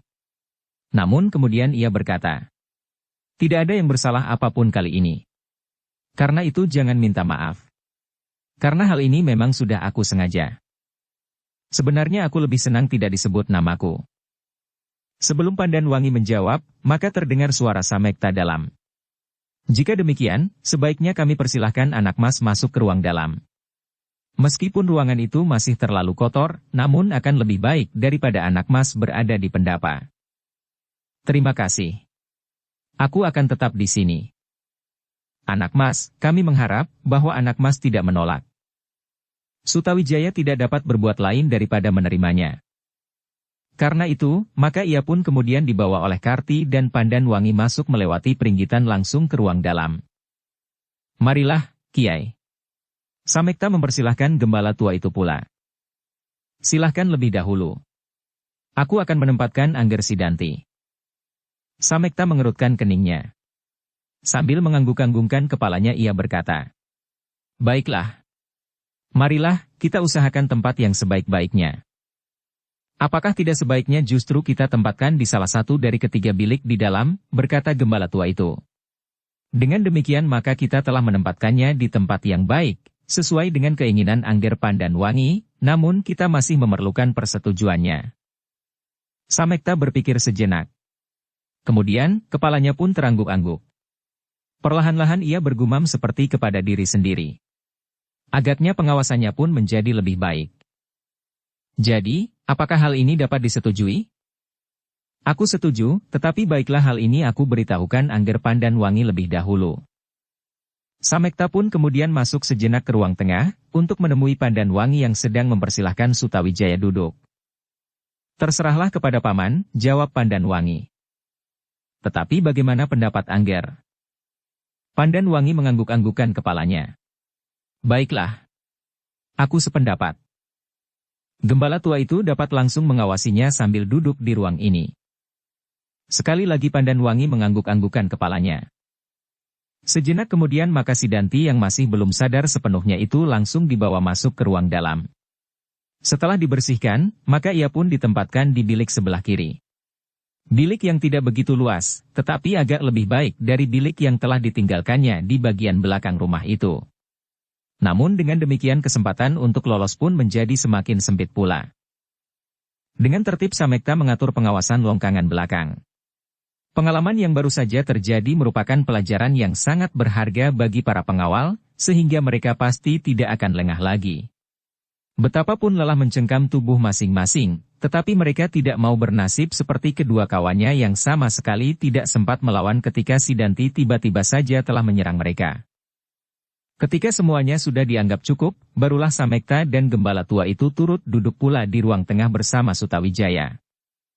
Namun selama ini agaknya Sutawijaya sama sekali tidak membicarakan apapun tentang Alas Mentaok dengan segala kemungkinannya. Agaknya ia hanya sekedar bercerita, kenapa ia berada di tanah perdikan ini. Dan ceritanya itu pun sama sekali tidak lengkap seperti apa yang sebenarnya terjadi. Aku hanya sekedar ingin melihat tanah ini, katanya. Dan lebih-lebih lagi, aku ingin mencari kawan-kawanku yang menurut pendengaranku sudah lebih dahulu berada di sini. Tidak seorang pun yang tidak mempercayainya. Pandan Wangi, Karti, dan kemudian juga Samekta hanya mengangguk-anggungkan kepalanya saja. Tetapi bagaimana, dengan Mentaok seperti yang dikatakan oleh gembala tua ini, bertanya Samekta kemudian. Ah, itu bukan persoalan lagi. Sutawijaya berhenti sejenak. Aku hanya ingin berbicara sedikit dengan Ki Argapati sendiri apabila kesehatannya sudah memungkinkan. Semuanya mengangguk-anggukan kepala mereka. Hal itu adalah wajar sekali, karena kepala tanah perdikan ini adalah Ki Argapati. Tetapi bagaimana kalau pembicaraan itu tidak memungkinkan karena Ki Argapati tidak segera dapat melayani anak mas, bertanya Samekta. Aku tidak tergesa-gesa dan pembicaraan itu pun tidak begitu penting. Samekta mengangguk-anggukan kepalanya pula. Ternyata pembicaraan mengenai Ki Argapati itu telah memperingatkan Pandan Wangi kepada ayahnya yang sedang sakit. Karena itu maka katanya kemudian, Tuan kami persilahkan duduk bersama Paman Samekta dan Paman Karti. Aku akan menunggui ayah yang masih terbaring di biliknya. Oh, silahkan, jawab Sutawijaya. Dan sejenak kemudian Pandan Wangi pun telah memasuki bilik di ujung kanan yang dipergunakan oleh Ki Argapati. Bersambung ke bab 122.